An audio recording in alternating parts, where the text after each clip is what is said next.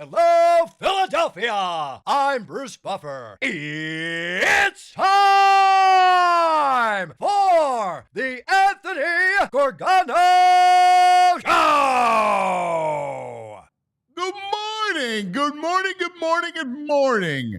Happy Tuesday, May the 20th, to all across the Delaware Valley. A special good morning to the Fightin' Phils. The first place Fightin' Phils, best record in the National League. Fightin' Phils offense, and this has kind of been the path all season, the script all season. There they were, looking up at a 3-1 deficit, right? Trailing most of the game. And then what happens? The bats explode. That's right.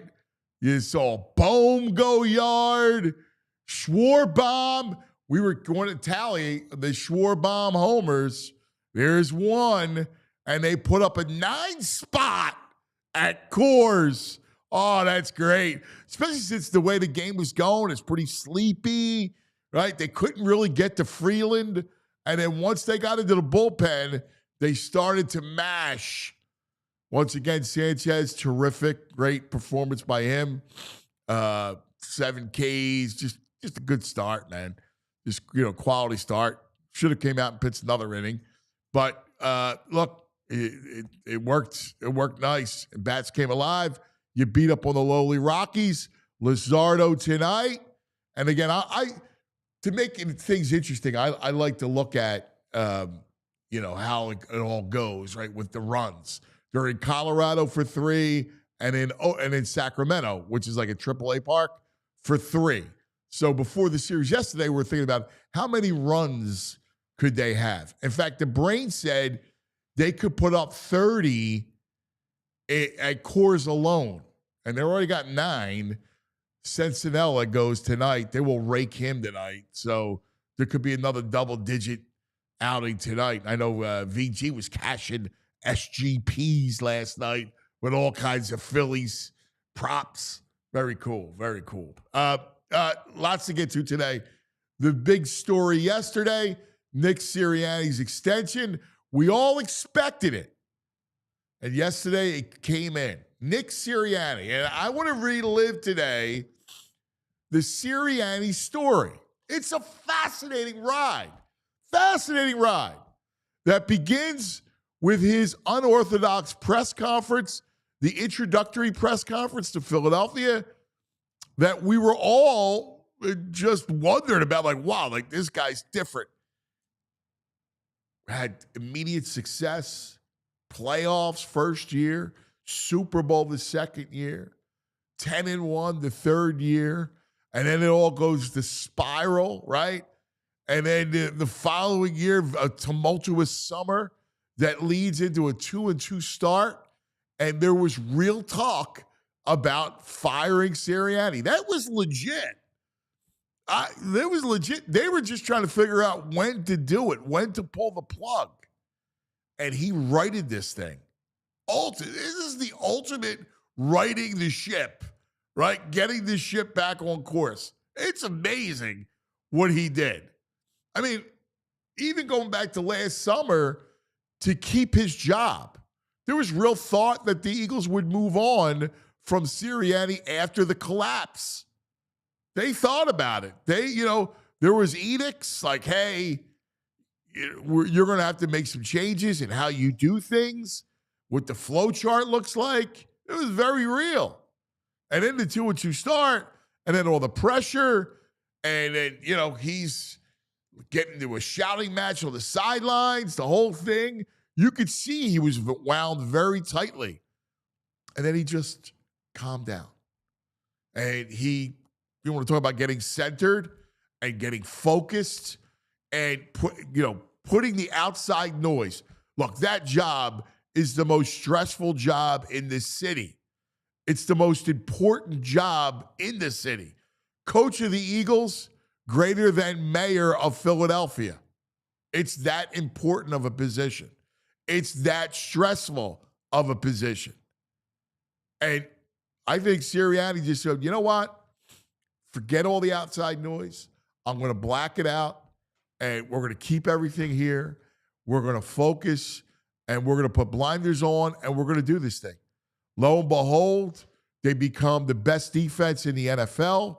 They become a terrific offensive run-first team behind Saquon, that line with Jalen doing his thing. Any kind of rift between he and Jalen got ironed out, and it was just, let's go. Let's move forward. Let's try to win this thing. And they won it. And not just won it, they dominated. They dominated the three-peat Chiefs. Impressive. And then today's the day he gets rewarded. He's an interesting character. When I always look at the coaches, and, in my lifetime, the first coach I remember was Dick Vermeil. I know Mike McCormick was before him, but the first coach I remember was Vermeil. And Vermeil, when the Eagles were really low at the lowest point, takes them to the Super Bowl in 80, and then from there he burns out. I remember that how he burned out. And then Marion Campbell, who was a defensive coordinator, they used to call him the Swamp Fox, comes in. He was a disaster, right? He was bad. Then Buddy Ryan, we all know about the Buddy Ryan saga, gives way to Kotite, who gives way to Ray Rhodes. And then Ray Rhodes gives way to Andy, and that takes us to modern day through Chip Kelly, through Doug, and then finally into Nick Sirianni. And he's a unique character because all those names that predated him, they were huge. Like doing talk radio in the Andy era. Like I remember listening to the Kotite. I'm in college, and I remember listening to Ange and everybody in WIP in the morning and all throughout the day, just ripping Kotite, right? Killing Kotite.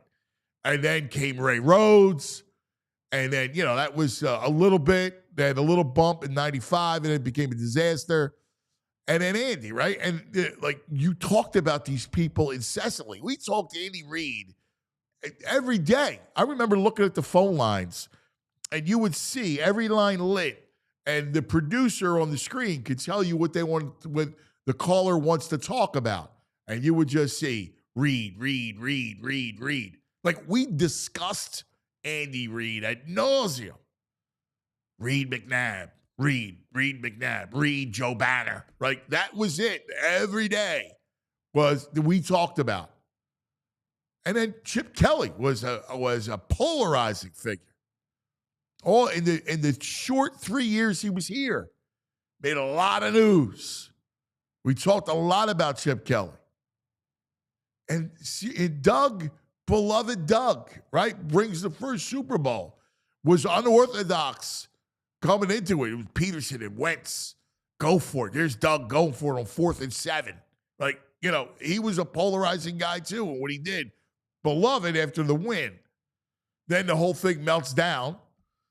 He's out, and Sirianni's in, and Nick is different because we don't really talk about Nick the way we talked about those other coaches. And he gets the extension today. I want to kind of dive into the whole Sirianni saga. Good morning, Violations Greg. That's my coach, baby. He's here. So he says it that way because, if you don't know, VG was anti-Sirianni. He couldn't stand him. The hatest of the haters. Hater number one, I was. What can I say?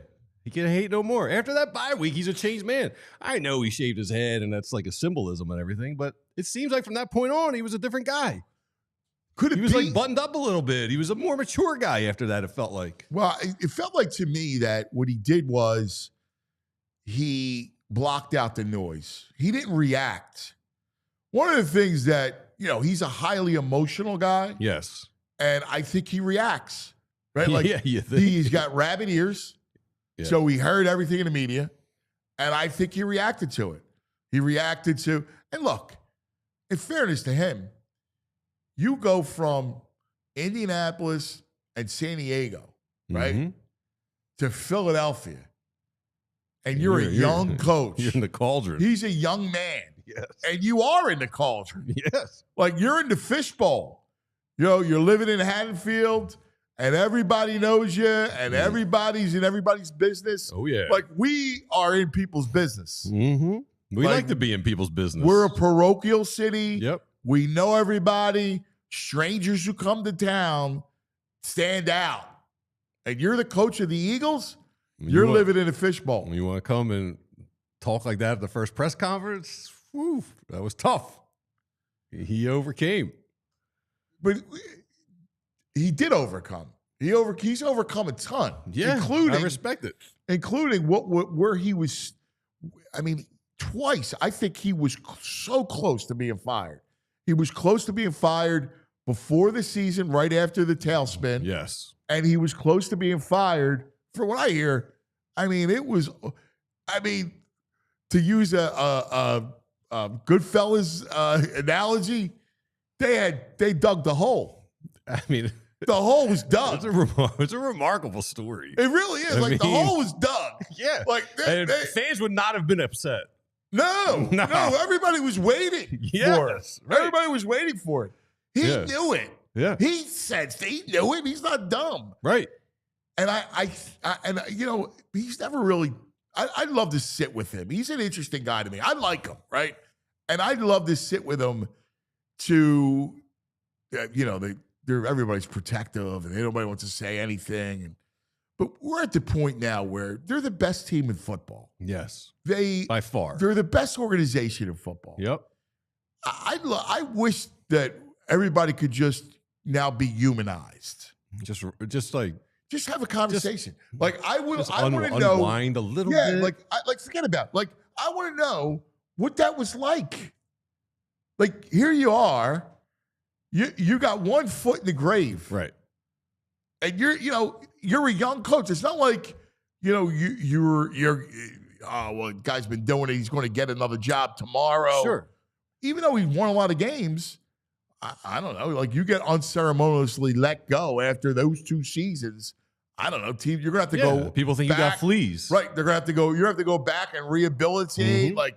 That's a big time career, move, right? That hurts your career in a big way if you get fired in that spot. Oh, yeah. So there's all kinds of pressure, and you're like, all right, well, all this stuff's going on. Clearly, there was friction with Jalen. I always thought he handled Jalen correctly. In what sense? But publicly. He always had his back. Publicly, yes. Always had his back. Even though Jalen wasn't always the best with him. No, right. He took the high road. Absolutely. I don't know. I don't know still the crux of their problem. I know that, Jalen prefers an offense to look a certain way. Mm-hmm. And there was some friction with the OC. And you remember the Seattle game when they went rogue? Jalen and A.J. Brown? Of course. And he took that. He took the heat for that.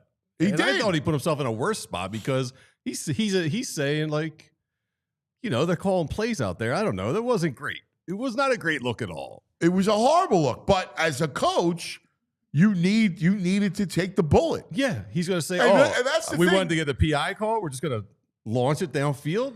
Right. That's not great coaching there. But I give him that's credit. what me and you do. I give him credit. No, I don't do that. I know just launch it. Let's go. We get lucky with a PI. I'll get you first down, Holmes. The idea of him taking the bullets for his players, I thought it was good. I'd love to sit with him and just kind of relive the stress. I mean, it had to be entirely stressful. Yeah, I don't know if he'd ever even. I don't know if he'd admit it. Well, that's my point. Is why admit it? Who cares? It doesn't feel like talk about it, because talking about what human beings go through, this is a very real. People go through it all the time in their jobs. He's got the most high-profile job in the city. Yeah, you're like mayor. I'm like, mayor who? I got to ask people on the street. People don't even know who the mayor is. I guarantee 40% of Philadelphia don't know who the mayor is. He's got the most stressful job in the city. Yeah, and he lives life in a fishbowl. His family. He's got a young family. Yeah. He's got kids at my age, my Mosmo's age. They play youth sports together. Yep. Cross paths. Yeah.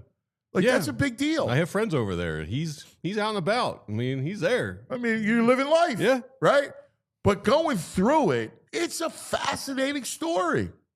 Do you think, because I actually saw people on Twitter were like, reward him because he did the right thing. He just got out of the way.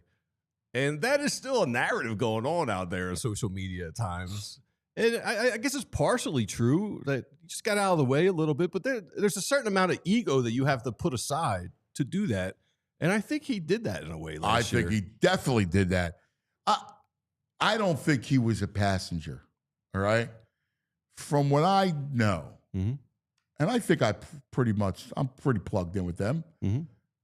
I don't think he was a passenger. Yeah, did he let Vic run the defense? Yes. Did he let Kellen Moore run the offense? Yes. He had input. He ran the team as a CEO, right? Like, it was his idea to tackle. It was his idea to hit, his idea to put pads on, right? Like, he put those things in motion. He dealt with guys individually. He oversaw the team. Like, he was the CEO, and he was a good one. Great one. When he got everything, when everything got put together and they realized who they were. I remember you and I sitting here, and it was during the bye week, and I remember saying, you need to have an identity. Right. I remember that. And I remember him balking at that. Like, well, we're identity. And listen, it's sometimes every year it takes a team the first month of the season to find your identity.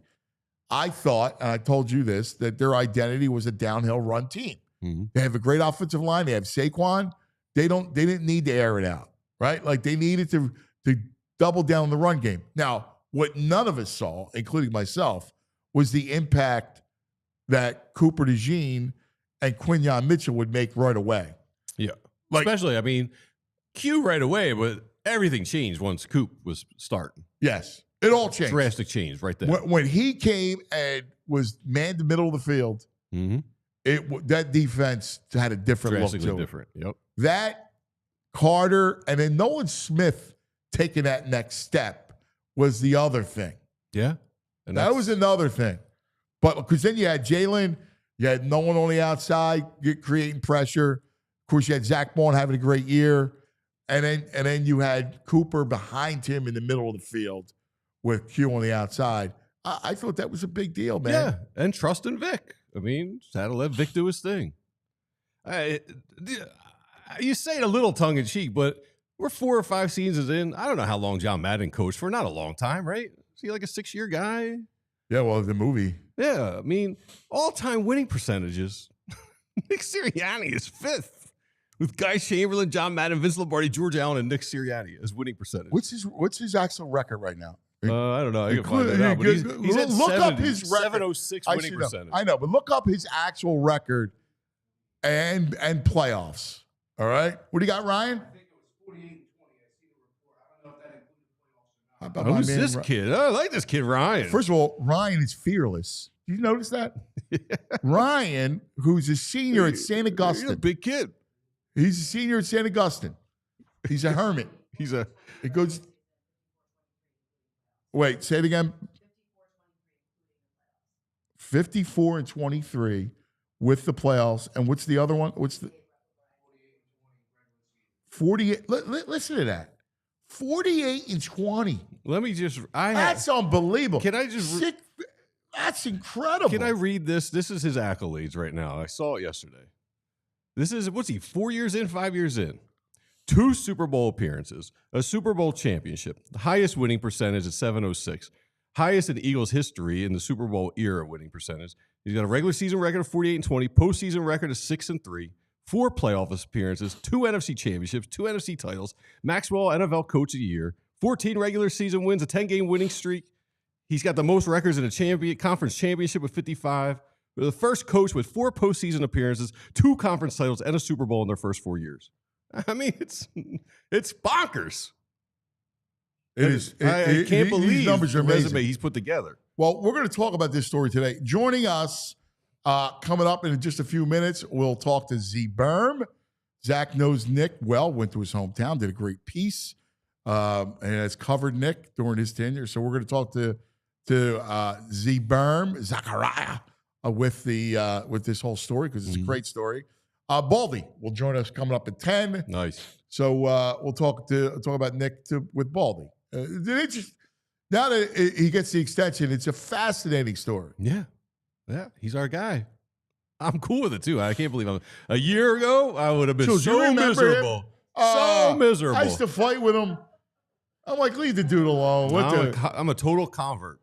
Yeah, He's taking me to like the river Ganges and poured water over me. I am baptized into this now. Some of that stuff was just amazing. Used to chat. I'd be like, yo, dude. I mean, not for nothing. Like, he's got to stay away. Yeah. I don't even want him poking his head in the room. Like he's got measles.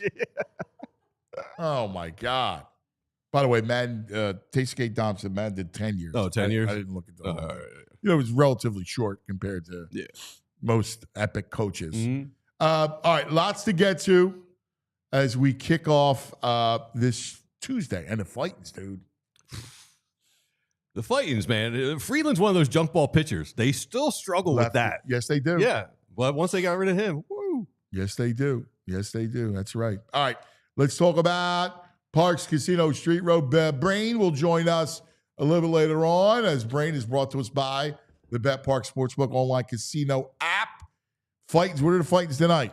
Oh, I know, big favorite. Minus 700. Lizardo tonight.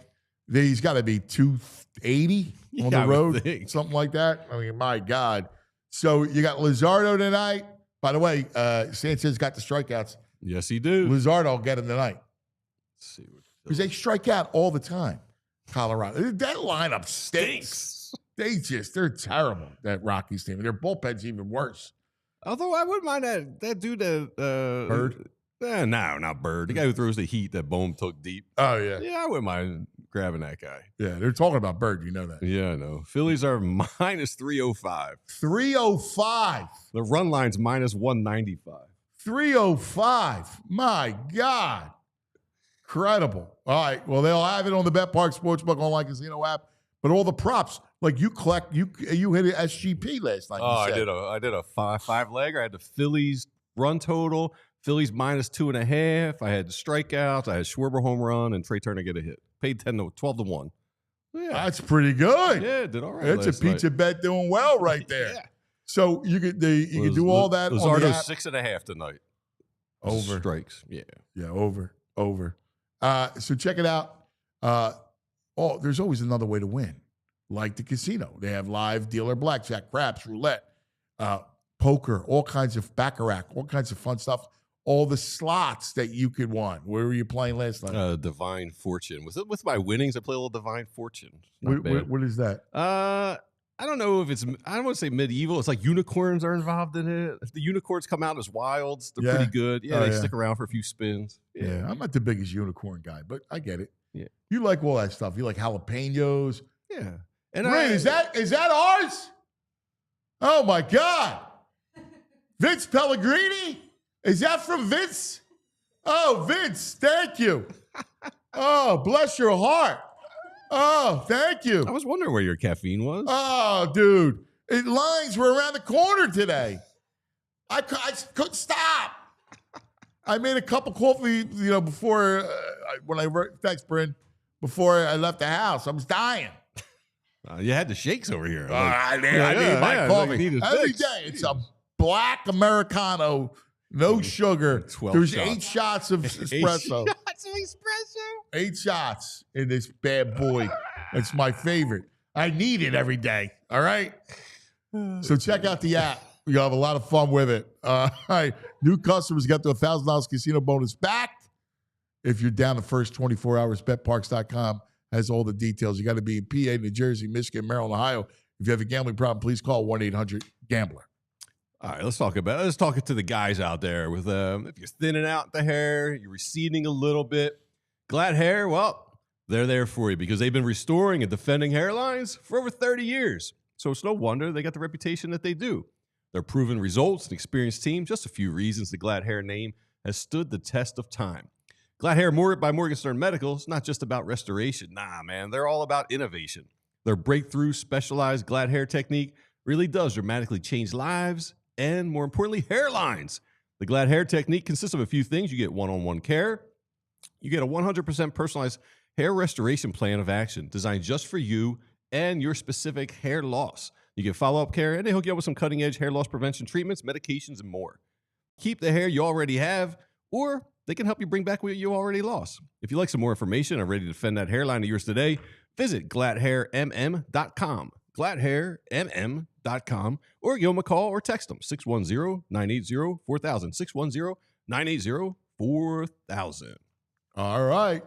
Is our man ready? From the All PHLY Eagles show, our man, we love him, Zachariah Z-Burn. What's up, Hey, Zachariah? He's all zipped Hey, up. good morning, guys. Good seeing you guys. Hey, what do you got? What's up, Zach? What are you wearing? You're all zipped up today, Zach. Got the Yeah, collar quarter zip. popping. A quarter zip, yeah. Nice. Is that because of Cooper today? No, I'm not gonna be in studio. But eager. I look forward to watching the show. Okay. You're not, Yeah. Bo's coming? You're not coming? No, we're not in studio today. Okay. For All right. that one, but eager to We watch have it. The Cooper DeJean Reed Blankenship episode 3 taping today. Nice. That's Should be always good. a lot of fun with Coop. Zach, one of the most fascinating stories is Nick Sirianni. You have had a front row seat for this story that is played out. You liked Sirianni from the beginning. You defended him. You were right about him. Like, you saw what his gifts were as a coach. So let's talk about it. He gets his extension yesterday. Talk about this journey. Yeah, you put it well there, and I've been asked many times, like what makes him good, what's his elite trait, if you will. And the anecdote I shared on our PHLY Eagles show yesterday was, and you know this, Anthony, you don't always get to know someone truly when you cover them, but you can learn a lot about someone by how quickly someone calls you back, right? And when he got the job, I was calling people from every single stop of his coaching career. Indiana, University of Pennsylvania, right? The Chargers, the Chiefs. And the amount of people who answered their phone or called back right away who hadn't spoken to Sirianni in 15, 20 years, but they're like, I absolutely love this guy. That's his elite trait, if you will, is that the locker room buys in. He has ability to build relationships, create meaningful relationships. That's a big part of leadership. It's a big part of coaching, and it's what he does well. It has been quite a journey. Like, when we were talking week 4, week 5 last year, it wasn't a given that Nick Sirianni would finish the season as the head coach of the Eagles, right? And if Dallas Goedert doesn't convert that 3rd and long, and they're 1-3 going into the bye week, who knows what would have happened during the bye? But Nick Exactly. responded. Just to stop you there for a second, they had planned for it. It was just a matter of when. They were looking and going, all right, like, when are we going to do this thing? Because, even during the bye week, there was a lot of consternation about, do you do it now? I think Jeffrey wanted a little bit more to play out. Yeah. But, dude, like, if they come out of the bye and they're continue to sputter a little bit, they're 3-3, they're 4-4, Sure. he's gone. Yeah, and instead they go on a 10-game winning streak. He pushes all the right buttons in the locker room with the coaching staff. Manages key relationships in that building.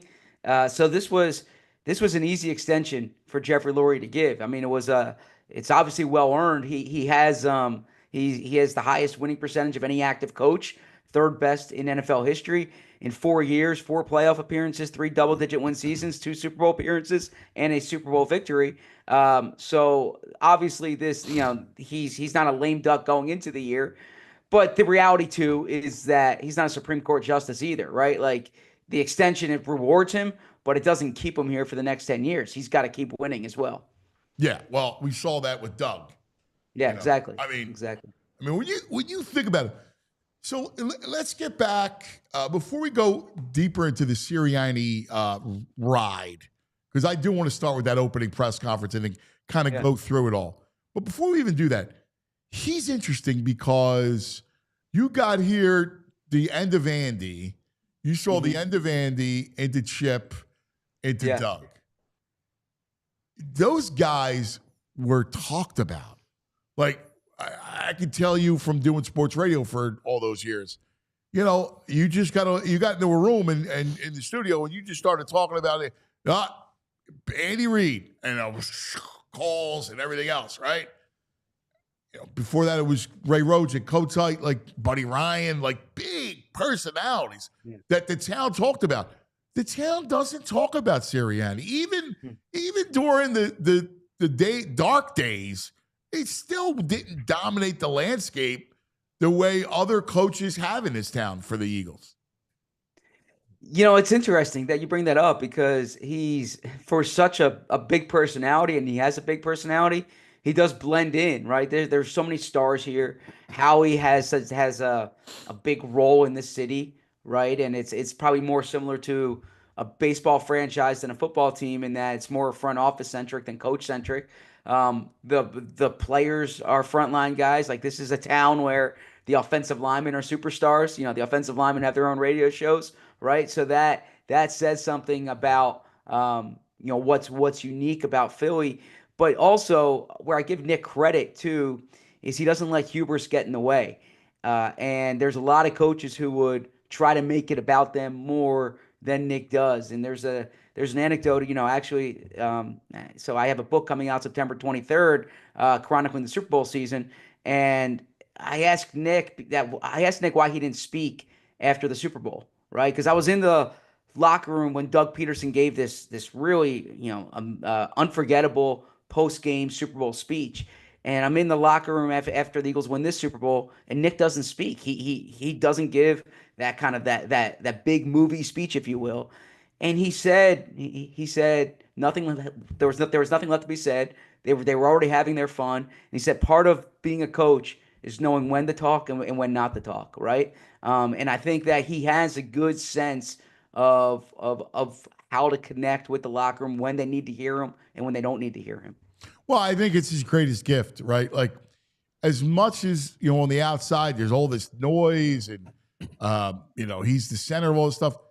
In that room, those players, I know this, I know you know better than I do, that they love him. They really, the Jalen thing, I don't know, you have a better idea of that, but, you know, which is real. But for the most part, that whole team, A.J. Brown loves him. Like, these guys really like Sirianni, and they want to play for him. And, you know, there was that scene after one of the press conferences or something, and the players gravitated toward it. What was it? You'll know better than I will.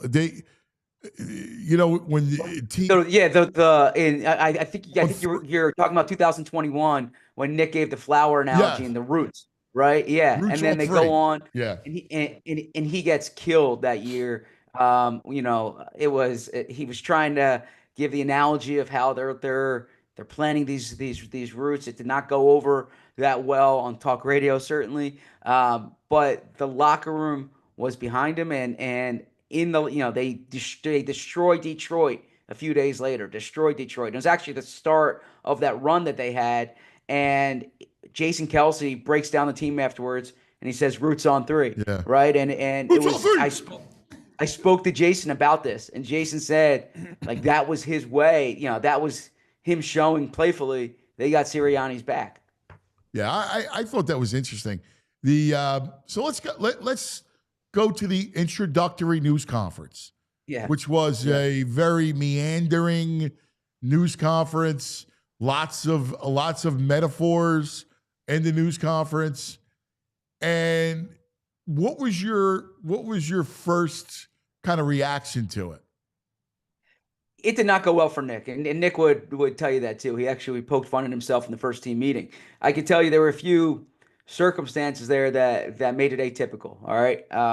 First off, this was during COVID. Yeah. It was a virtual press conference. So Nick is in, and you know NovaCare well, Anthony. Nick is in the auditorium, but there's no one there around him, right? Yeah, so weird. he's where, So It's faces on a screen. So that's one thing there, is that you have this, you're waiting for your whole life to become a head coach. You have this introductory press conference and it's on a screen. It's a lot. It's a different situation. Number one. Number two, I would say that the big question there, and I know this because I was asking one of the first questions, was about the quarterback situation. And Nick didn't have any say over that, really, right? There was the whole Carson Wentz thing going on at the time, and he clumsily answered it. And the reality was that wasn't Nick's decision to make. That was going to be Howie's decision to make, and that was going to be sorted out a few weeks later. Also, if you and I also don't think even the press conferences now help Nick or kind of show who Nick is. And what I mean by that is, if you sit around a table with him, he's a great storyteller, right? He has good recall. He likes to hold court. He's not kind of succinct in the way Andy Reid was. That his command of the room is a lot different, and I don't think the introductory press conference really did him any favors in that regard. I think the setting that's best for Nick is you just put him at a table and you let him be Nick. Yeah, I'm with you. I think he's the formality of a news conference, I think, works against him. And, and he's not unique. I know a lot of people like that are, can have control a room, but maybe are not great orators in a formal manner. And I think that's plus he was the Indianapolis Colts offensive coordinator for 3 years. He was a position coach with the LA Chargers. He was quality control and a little bit a position coach with the Kansas City Chiefs. This was new to Nick. Nick had not been, Philadelphia is a different beast. And I mean, Doug Peterson knew what he was walking into. I made that case to VG earlier. They were in San Diego, even smaller, when he was with the Chargers. He's in Indy. He's in Philadelphia, a fishbowl, right? The job is bigger than the mayor, right? It's the most important job in the region, coach of the Eagles. And he's the one now, young, right? Young family, emotional, like all of a sudden you're thrust into this thing. That's a big deal. You're absolutely right. And to build upon that, it wasn't as if he was this hot head coaching candidate who was expecting to be in that spot. As a matter of fact, Nick was on a family vacation down in Fort Lauderdale, Florida. Okay, he was visiting family down there when Jeffrey Lurie called him, or Howie Roseman called for the interview. He didn't even have a suit packed. Like, he was the Colts season ended.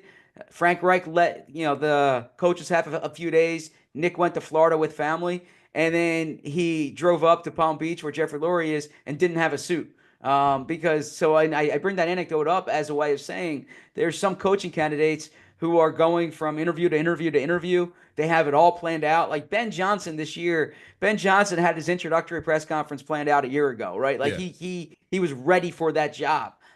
Nick, this all happened pretty fast for him back in 2021. All right, so he has incredible success early, makes the playoffs, then has an epic run, goes all the way to the Super Bowl. He loses both coordinators, comes back, is 10-1. I mean, the numbers are ridiculous, right? Like 48-20, we're just going through it, right? 54-23 with the playoffs included. He's 10-1. And then the spiral hits that we all talked about. The AJ and Jalen go rogue in Seattle. And he has his players back. He makes sure he takes a bullet. It was nonsensical from a coaching standpoint, but he stood there and he took the bullet for him. Yeah, that was a crazy week. I remember I was the only one at that Jalen Hurts press conference in Seattle, and I couldn't believe Jalen's answers about like that interception. And then Nick the next day gives this explanation that it just didn't make sense at the time. And I remember texting with someone in the building being like, there's no way Nick's telling the truth here. He has to be falling on the sword for his players. And then AJ Brown came out a few days later, and AJ said Nick looked like an idiot for us. And AJ kind of took it. Frankly, I think Jalen should have taken more of the responsibility there. If I'm being candid, but that shows you like what Nick's thinking. There is Nick recognized the relationships he has to manage inside that locker room. Everyone's different, and it's the most important relationships you have as a head coach are probably head coach and quarterback and head coach and GM. And he's certainly done a good job with that Howie relationship, which has worked differently for different coaches. The Jalen one has been, it's probably had its ups and downs, but that's Nick's strength, is finding a way to navigate those relationships. Well, it's interesting because it feels like that's the outlier, the Jalen relationship. The rest of that team, I don't know. I talk to a lot of those kids and hear a lot of stuff, and they really respond to him. That's the interesting thing about it, is that the room really takes to him. Absolutely, and it's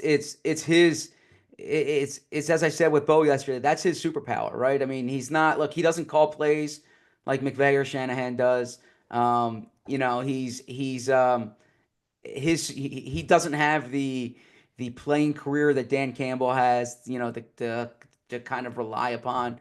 His strength is the relationships he has with his players, and then also the attention to detail that he has in terms of the preparation. But you're absolutely right. Those players in that locker room, they respond to him. Well, it was interesting too, because I think, and I'm sure you'll chronicle this in the book, because we already discussed, hanging by a thread in the offseason. Yeah. Like, they let him dangle. He was he was on a branch, and it was a gale force winds as he's hanging on that branch. We were all waiting for news. For news they were moving on. It was real. And you had Belichick and NFL Films throwing up the Belichick signal in the sky. Right? Like, I mean, it was drama that was playing out. And, I know for a fact he was like, he knew it. Like, he was close. And he accepted the terms. There was, you're going to have to change the way you do things. And he accepted that, Zach. What do you remember from that period of time? Yeah, that was nuts, because, after that Tampa, and that collapse cannot be, it was very real. Yeah. It was bad. It was bad, and it was embarrassing to Jeffrey Lurie. It was embarrassing in that locker room, and in that locker room in Tampa, the players didn't know what was going to happen. Like, they knew change was coming, and so when the decision was made to obviously move on from Brian Johnson, they had already moved on from Sean Desai. What coordinators are they going to bring in? But the Eagles absolutely let Nick hang out there. It was a week before anything was announced, and they didn't even formally announce anything. What they did was they said Brian Johnson wasn't coming back, and then and then finally, they kind of get their thoughts together. They bring in Vic Fangio. They hire Kellen Moore. But even last offseason, and Jeffrey Lurie, I remember talking to him down in Florida at the owners' meetings 2 years ago, and he said, like, all the ingredients are there for Nick.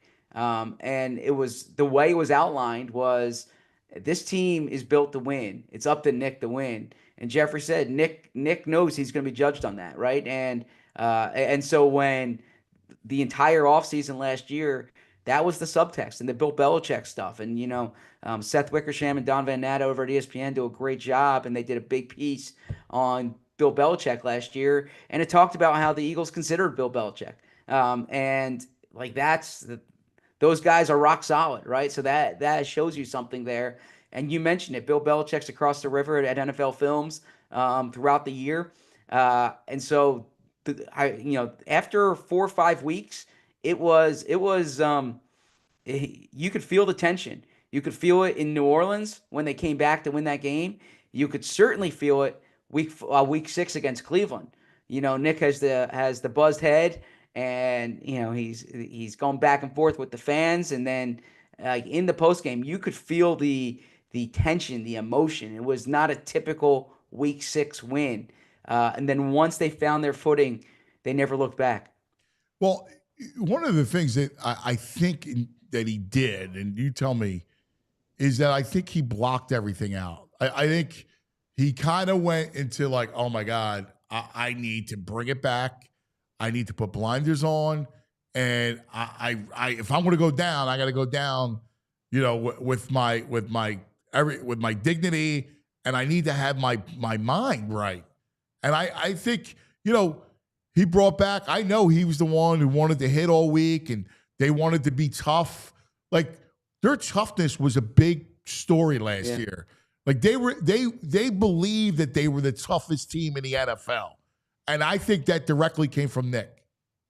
You're right. That was something that he really felt after 2023. They had to reinstill and they had to get back to. And to your point, Nick kind of took umbrage to this characterization, the Baltimore game last year. So after Thanksgiving, that they had to match Baltimore's toughness. Nick took umbrage to that characterization because from his perspective, Baltimore had to match their toughness, right? Because he felt the Eagles were the toughest team. And it was something that he really tried to enforce during the weeks. So he did put blinders on to an extent, but I also know fairly confidently that Nick kept receipts as well, right? Like Nick knew what was being said. He knew how he was being characterized. He might have publicly framed it as if he didn't, but Nick knew more than he let on.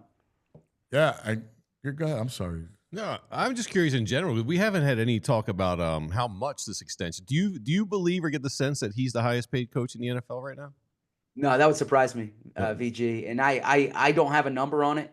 I think that there's an expression with contracts is that when the number's not out there, there's a reason why, right? But that's usually with players, with coaches. They keep these things closer to the vest. I certainly think that there's a market correction here for him. That he was down near the bottom before this, and he was entering a lame duck year. And I need to imagine that this has been corrected, but it would surprise me if he was at the top. He's not Ben Johnson. He's not Ben Johnson money. No, I think he's in the middle of the pack. Really? Yeah. Wow. That would surprise me. No, it don't surprise me. I think in the middle of the pack, and it's like, there's, listen, they're like, hey, you still gotta win. Like there's no resting on your laurels and any of that stuff. Like, I still think that there's a hammer there. Wow. Would you agree? Yeah, I mean, to that point, like, and I know this isn't the conversation to be had after a coach signs a contract extension, but it's Jeffrey Lurie's history here. Doug Peterson goes to the playoffs 2 years after the Super Bowl. Both years after the Super Bowl, the first losing season he has thereafter, he gets fired. Andy Reid wins more games than any coach in franchise history. He gets fired.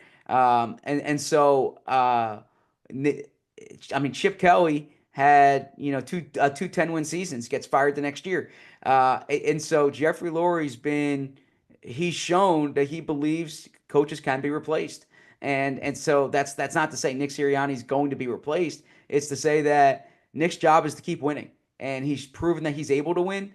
But as I said before, he's not a Supreme Court justice, right? This isn't a lifetime contract. He's not a college coach who's there until he says he's over.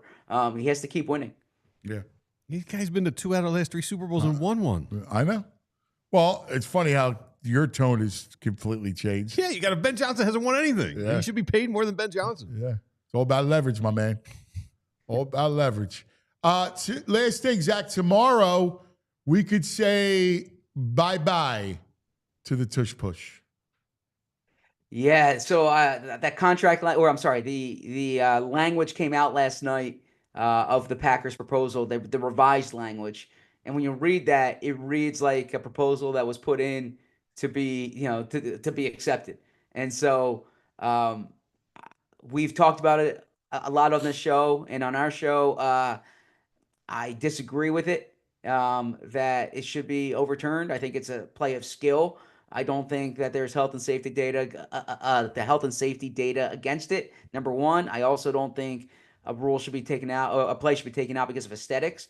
But I also look at it, if the Eagles don't push Jalen Hurts, if he just sneaks, their conversion rate is going to be fairly comparable from my perspective. So I think they'll still be an effective short yardage team next year.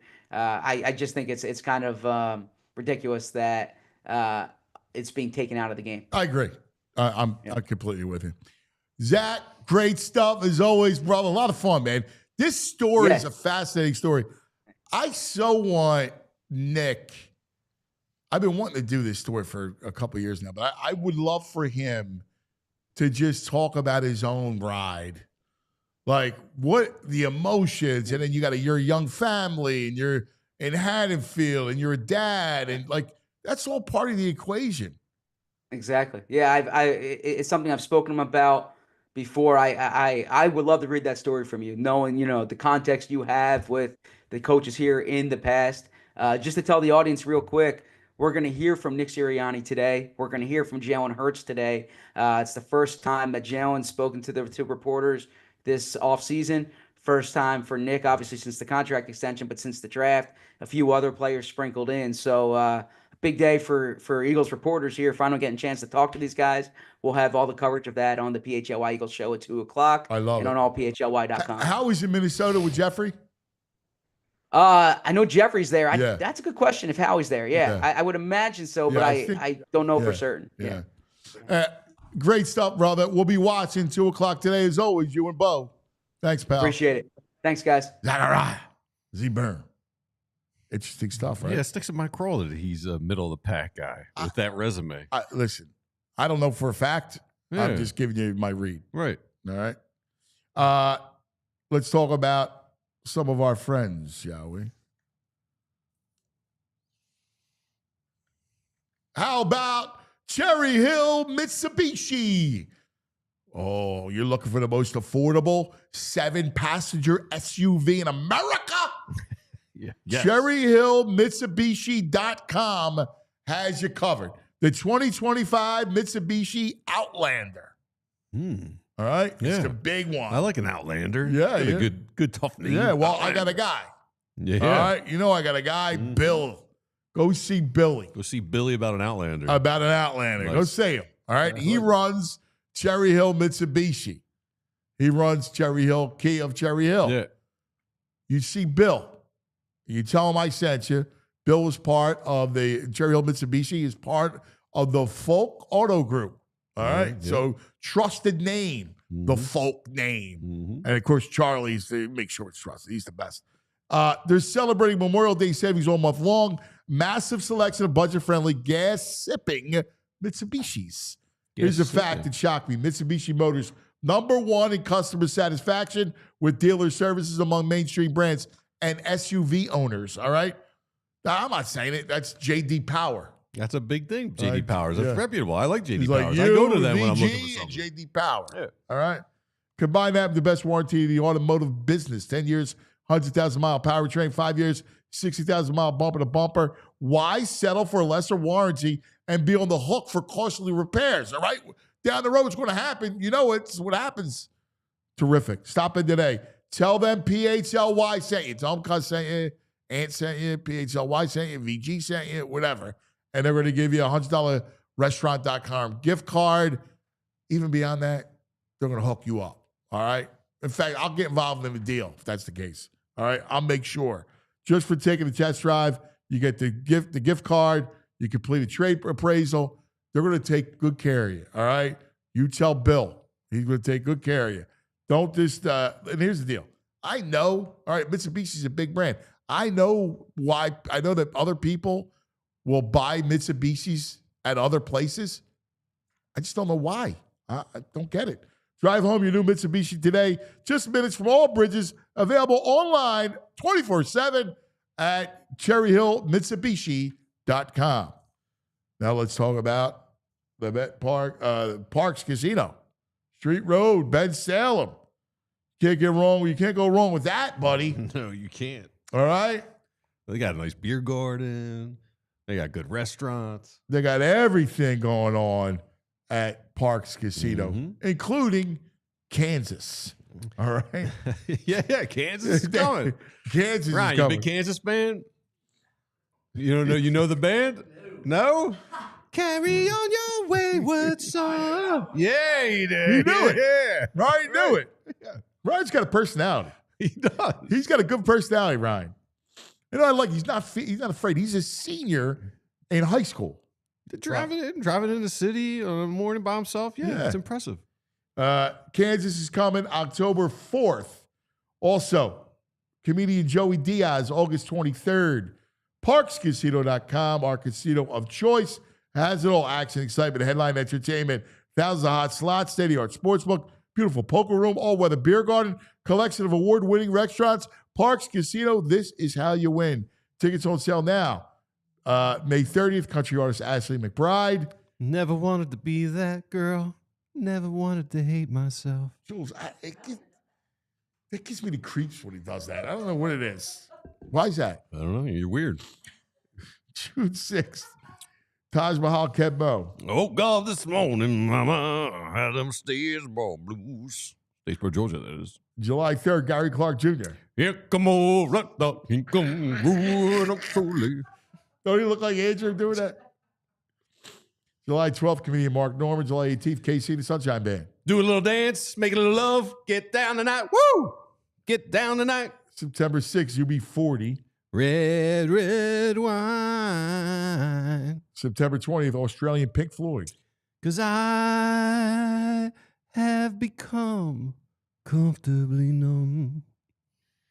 It's one of my favorite states, by the way. Yes. Comfortably numb. You are it. That is. Yeah, man. That's true. Great song, great November state. 15th, Bill Murray's Blood Brothers. That's right, that Bill Murray. That night of blues and old-time rock and roll. Nice. All right. So don't forget dinner and drinks before the show. Liberty Bell Gastro, Pub, Beer Garden, Bamboo Noodle House, Chickies and Pete's, ParksCasino.com to buy tickets for all shows. Parks Casino, this is how you win. You got to be 21. Gambling problem, please call 1-800-GAMBLER. All right. Now let's go to our man, brought to us by the Parks Casino and the app, the Bet Parks app, the Brain. Brain. Brad, the Brain Feinberg. Top of the morning, Brain. I'm very disappointed in VG. What about? Very, very disappointed. Let me ask you a question. Anthony, if I go talk about the best Chicago Bulls team and you lead off saying, yeah, Steve Kerr was a great player for them, you'd be like, what about Michael Jordan? You're not going to mention Dust in the Wind for Kansas? No, I've tried. Anthony's not a fan of that song. He doesn't like the. Really? It's a depressing kind of song. It's a sad, boring, it's an depressing incredible kind of song. song. Shame on you, Anthony. First of all, I don't like Kansas. All right, I'll be honest with you. I don't like. There's nothing about Kansas I like. He's not a proud rock guy. The state, the band, whatever. That's just not my thing. But when he does his little show here, all we are is dust in the wind. Like it doesn't sound good. It's better when he does the other one. Carry on. Yeah, I hear you. Right? He's better doing that than Dust in the Wind.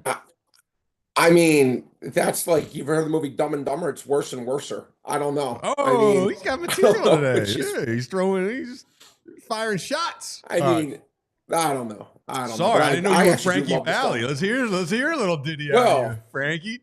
You know what's funny? I have to tell you this. Actually, I don't even know why I'm saying this, but Victoria, like my wife, we were on a cruise ship, and then they had the music. What was it called? Jersey Boys. Oh, yeah. And she loved it. She's like, "Oh, you didn't like it? Oh, I thought it was great." But anyway, she then wanted to see Frankie Valli. Oh, please tell me you went. I go to Victoria. I go. The guy, he's obviously not. You know, he must have passed away. He's 100 years old. Right. Dude, did you go? Please tell me you went. No, let me tell you something. Hand on the Bible. In life, I try to think of the worst decisions I made financially. This would be probably number one. She became obsessed with seeing Frankie Valli, and they're playing here in Florida. Paid. If I told you the tickets cost, you'd hang up on me, never speak to me again, and I'd be like, that's a fair sentence.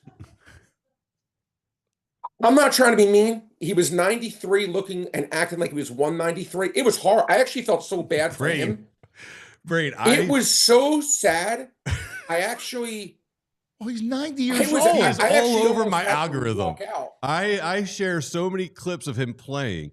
It's like, does he owe people money? Is he like an indentured servant? He comes out. He looks like a Chuck E. Cheese animatronic. It's guy exactly right. He can barely You're not move. even His exaggerating. mouth barely opens, and he's playing Anthony, constantly. He's not exaggerating. He's not Dude, he's exaggerating constantly 1%. playing. No, it was. He was It over was the so bad. Sopranos 20 years ago. Dude. No, Anthony, this was so bad. It was. That's all we kept talking about. Like, how much money is he owe? Is a bookie coming after him? Like, what is going on? Is his family in debt still? Like, what is happening? Because it was like he was trying to sing the song and like he was like mouthing it like, and he was like 4 verses behind, Yes. and it was Dude, so bad. Unbelievable. It was that actually so sad. people around him How are do you? still It putting was him on actually stage. really sad. My buddy, Like- buddy Franny, he's a great actor, singer in town. He was in the local production of Jersey Boys.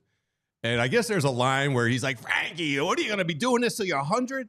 And he's like, every time he sees me share these pictures, he couldn't deliver that line without laughing because he has seen the visuals. Frankie's doing it till he's like 100. Dude, like, what is it? People around him, like, just stop it already. It was, VJ. It was song? actually. Sherry, baby, Sherry. Oh, God. He went through like these songs. How many Dude, his times- mouth barely moves, and he's just standing there with No, but big that's wide exactly. eyes. VJ, you're nailing it. You're nailing it. Because It looks- I get his it videos almost- it all the looks time so on my fake. algorithm.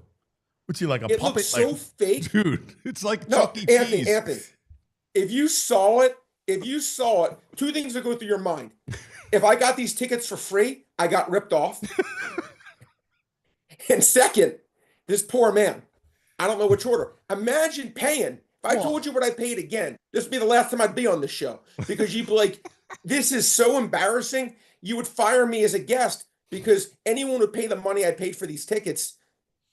It was beyond horrific. I mean, you're 90 years Beyond. old. I mean, you know. No, I How feel many no. He's a times- nice, sweet man. Yeah. No, I'm not ripping him. Please No, I that. know. No, I it's know. like- It's like, why are you still doing it? You know. It's just, he just was so.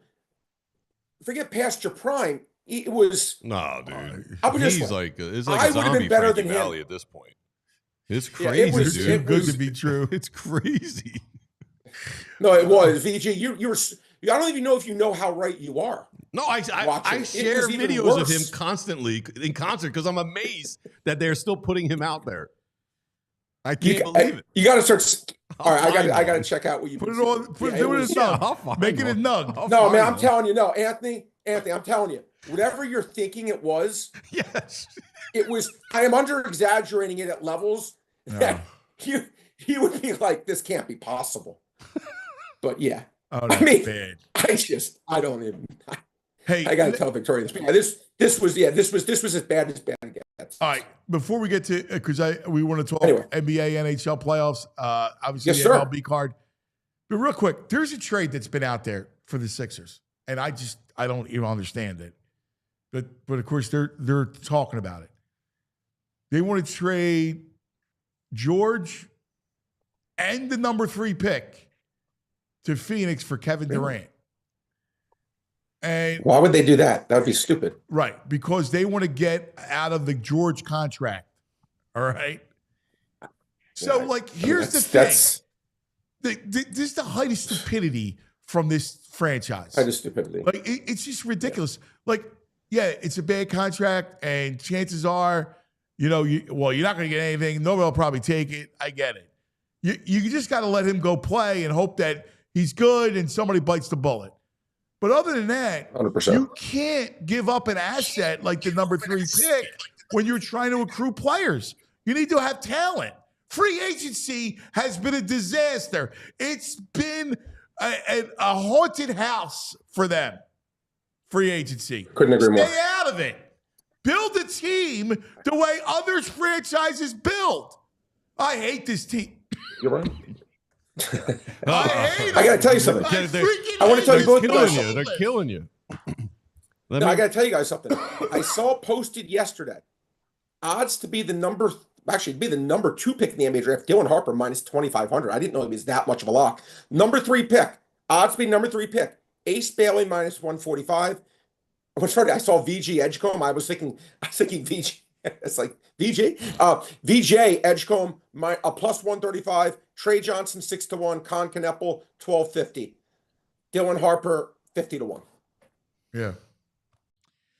Anyway, how about Do you have this? any- How about this one? any There's thoughts? one other one going around. With the Jazz. Marketing, you get marketed in a 5 pick for Paul George, the 3rd pick, 2028 first and 2 seconds. yeah, I get marketing. I like marketing. Okay. Well, that's actually That I like, like. Would you do that even if you don't reasonable. get their 5 pick back? Just trade the 3 and Paul George No, for I need marketing? the 5 pick. If I get the 5 pick, that's that. because you're no. giving up too many other That's the same as assets. a Durant deal almost. Then Yeah, I wouldn't do I that. would love to do that pick. I love that trade. That's a good trade. All right, Brain. Let's tie. So we got game 1 tonight. OKC, Minnesota. What are you looking at there? Man, it's interesting. Both these teams, Anthony, the last 31 games are 26 and 5. So these have been are the 2 hottest teams. The line's sitting at 7.5 right now. That's an interesting series. Not betting game 1. I lean OKC. I think OKC is going to get done. I will start off with my 3 bets. Did go 3-0 yesterday, up to 53 and 44, at least getting a little bit better. Oh, look at that. Real quick. We're going to go. Time out real quick yeah, before you we're give the gonna go picks. Yeah. My buddy Jim, Coach Jim from the Warriors, Moss's 12U team. Jimmy's the best. Jimmy sends me this is the greatest, for you to watch later. Website, is Frankie Valley okay? Right? Yes, dude, I'm telling you. It's so You true, can't even man. imagine it. Oh, that's priceless. Frankie Anthony, Valley. it's not. Look, when you see it, you're going to associate Frankie Valley with you, Brain. I'll put it this way: Bernie was more alive at Weekend at Bernie's than Frankie Valley is. All right, I'm sorry. What are your selections? All right, we're gonna go. Julius Randle. Anthony, PG, have you been seeing how good Julius Randle's been playing? Yeah. I mean, he's actually been 2 things. First of all, they raised his minutes from 31 minutes a game in the regular season. Now he's playing in the 40s. Okay, he's averaging close to 25 a game in this postseason. They made it 19.5. I'm going over 19.5. He's been their best. Forget Anthony Edwards. He's been their best player in the postseason. Now, I never thought he was this kind of player. I'm not going to be a hypocrite and lie, but he's playing sensational. Tough defensive matchup. I get it, but I'm going to go over 19.5. He's been playing that well. I think it's too low. Okay. 2-0 last night, by the way, I was. Nice. Did you have 3 picks? No, I did 2. You only did 2. All right. Phillies run 5-0 line. combined. Pretty nice night. Go Phillies run line, -1.5. Anthony, the run scored. Phillies got us with 9 runs. I said that to you. Took a while. We got you there. said 30 for 3 games. In these 3 games. Listen, they could do that tonight, put up a 12 spot tonight. I'm totally serious. I actually agree Cincinnati with you. I'm not just saying tonight, it. they will rake tonight. Yeah. Agreed. What do you got, VJ? I like Chris Bassett tonight. The Blue Jays are going up against Dylan Cease. Blue Jays getting +104. I'm going to grab them tonight. What do you got? You know, it's interesting. I almost gave out under 4.5 in the 5-inning line with that, but I just couldn't quite get there. But I do like that. I think he's pitching well, Bassett. I'm going to go Jalen Williams, OKC. We're going to go over 4.5 assists. Now he's 8-2 his last 10 since the playoffs started. He's 50 and 30 for the year. You know, I just, you know, it's a bet. It's interesting because you're never going to have a tie on a bet, right? So the number should, if he averages like 5.3, it should be 5 in my opinion, juice the over, but they're not going to make it 5. They're going to make it either 4.5 or 5.5. So it's like one of those bets where if it's 5.5, I lean slightly under. If it's over 4.5, I lean to the over. It's 4.5. I'm going to take over 4.5 assists, Jalen Williams. All right. I'm going looking at the Rays Astros. Give me the Rays -112.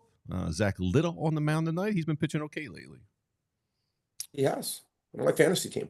I'm going to do a bet, guys, we haven't done yet since we've been on the show, but I think it's a fun bet, and I'm going to pull it out of the hat for tonight. Detroit Tigers against the Cardinals. Now, Tariq Skubal, nothing need to be said, right? Best pitcher on the planet. He never gives up runs. Eric Fetty, 15 scoreless innings. Been solid since he came over back from Japan. He's actually been a productive pitcher. I'm going to say no runs scored in the first inning. In the first Shotgun inning? bet, 1 inning, you're done. I'm going under a half run in the first inning. I figure Skubal's free. Just Fetty, just give me a scoreless inning, and I'll be taking home. I like that bet.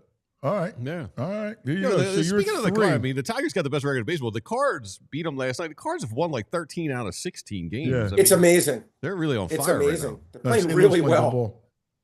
They're playing They good. are. They really are. now. Mhm. Anything on the hockey game? Carolina, Florida. Game one. Man, I told you, like I told you, like to me, this is a series I'm really looking forward to when they play in Florida. Yeah. Because I think I'll be able to take it. I think I'll be able to take it a nice price. Maybe not, but right now, actually, I'm looking right now. It's minus 124, plus 102. I need to be taking in this series at least plus 125 either way, and I'll take whoever's the underdog. I think it's a 50-50 kind of series. Not enough value for me to play this, but again, if I can get plus 125 when the game's in Florida, I'll bite with Carolina. But to me, these games are all 50-50. I can't do it. I was thinking about grabbing the under there, the under 5.5. Yeah, listen, I'd be on that side. I would absolutely be on that side. These are two tough Mm-hmm.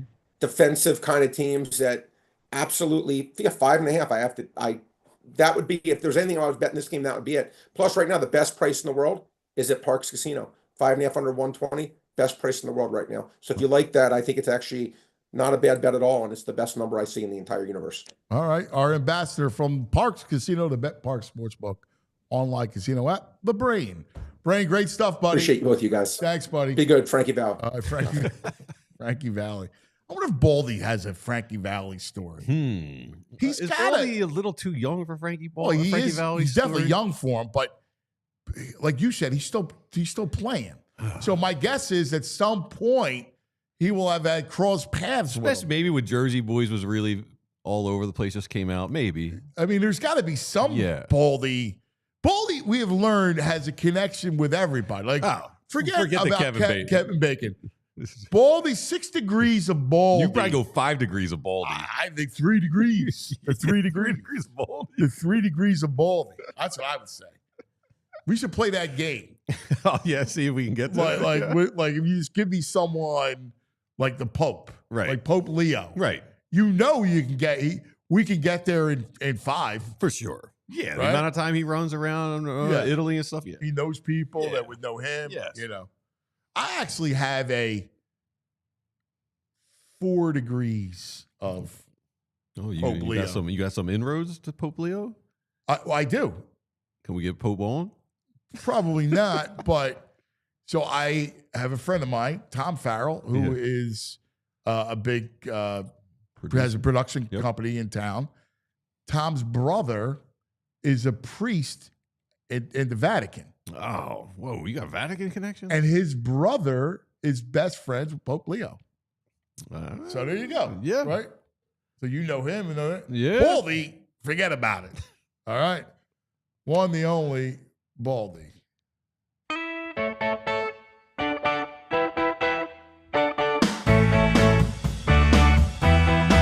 Baldy, Baldy. Oh, let's talk some football. Ay, Baldy, Baldy. Oh, he likes pizza and football. Oh, Baldy. There he is. The Morning, 6 guys. degrees Morning. of Baldy. Morning. How we doing? What do you got? What are you wearing? I got swag, quarterback collective. Oh, that's Swag. awesome. Oh man, I like the football scenes in the so seats. rich. Yeah, it's cool, right? Yeah. It's like a C, but it's in a football, so the collective group right there. Yeah. I got to tell Rich to send They me loaded something. me up pretty good. Did he tell you he overslept? He was going to be on the Who? show, and he overslept. Richmond? Yeah. What day did he? Because I was out with him one of the nights. Oh boy. What night did he oversleep? Was it Thursday into Was he supposed Friday? to be on Thursday? I think it was Wednesday into Thursday. We were out pretty good on Saturday night. He was Okay. hitting. No, this was You know, leading up. but- yeah, I bet you were. Where'd you go? Yeah, but like honestly, well, we'll get into it. But I mean, this quarterback collective can't. I mean, there was 80 players, 60 quarterbacks, 20 offensive linemen, the best in the country. I mean, some of these offensive linemen are already, they're sophomores in high school. They're already going to Notre Dame and USC. Like they've already been given, they've already been recruited. But the coaches was crazy, and Richmond runs it all. Like his connection is unreal. But there was 40 coaches from around the NFL, and a lot of them very prominent coaches. But yeah, he started this thing with Sean McVay and Kyle Shanahan 9 years ago. So, but I could give you the philosophy and all that kind of stuff. But anyways, I heard you talking about the Vatican. Like, didn't our buddy Spags get married in Rome? Yes. Did him and Maria get married in Rome? Yeah. Yeah, they did. I think that's right? Yeah, oh yeah. No, it is. It is. It is. I want to play the game with you, but let's. You brought up this. I love this quarterback collective. All right, I love this thing. This thing is so fascinating to me. So, give me the kids that you saw. Any of the kids stand out to you?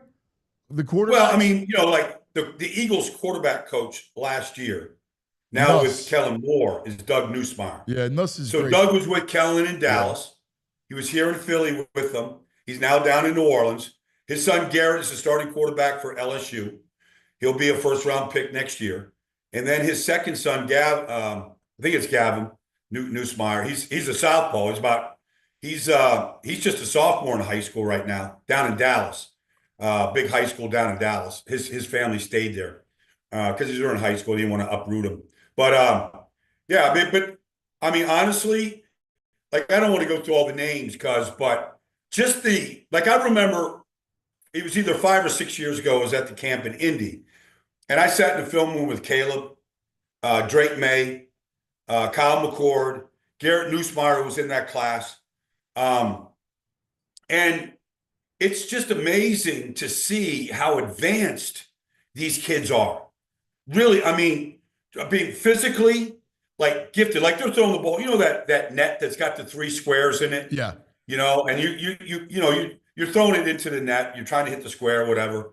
Like, just watching the accuracy and the target accuracy of some of these kids, the release. But even like Nussmeier's kid, like, they were filming him, right? And they were filming how he grips the ball. And it's like the grip is, it's like he's got it too cocked. It should be like a straighter wrist, and his is more like this. And they literally have cameras everywhere. They've got drones, individual cameras, the technology at this camp. And my buddy Dino runs the whole technology.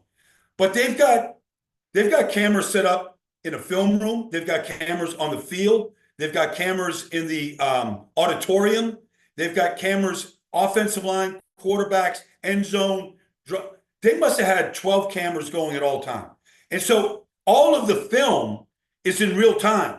So you can film something, come over and show Doug Nussmeier about his son. Like, watch how he's gripping a ball. Like, he's got to, like, it's going to come out a lot cleaner like this. So just the mechanics and the attention to detail on the mechanics is really something to see. You know what? I got to get you. When you come back up, get back up for a couple days. You're thinking in Florida. You're killing me, man. I got all kinds of things for us to do. I'll give you the heads up. I'm coming. I'm coming. So I want to go see the Eagles, Jets, and Giants mini camps.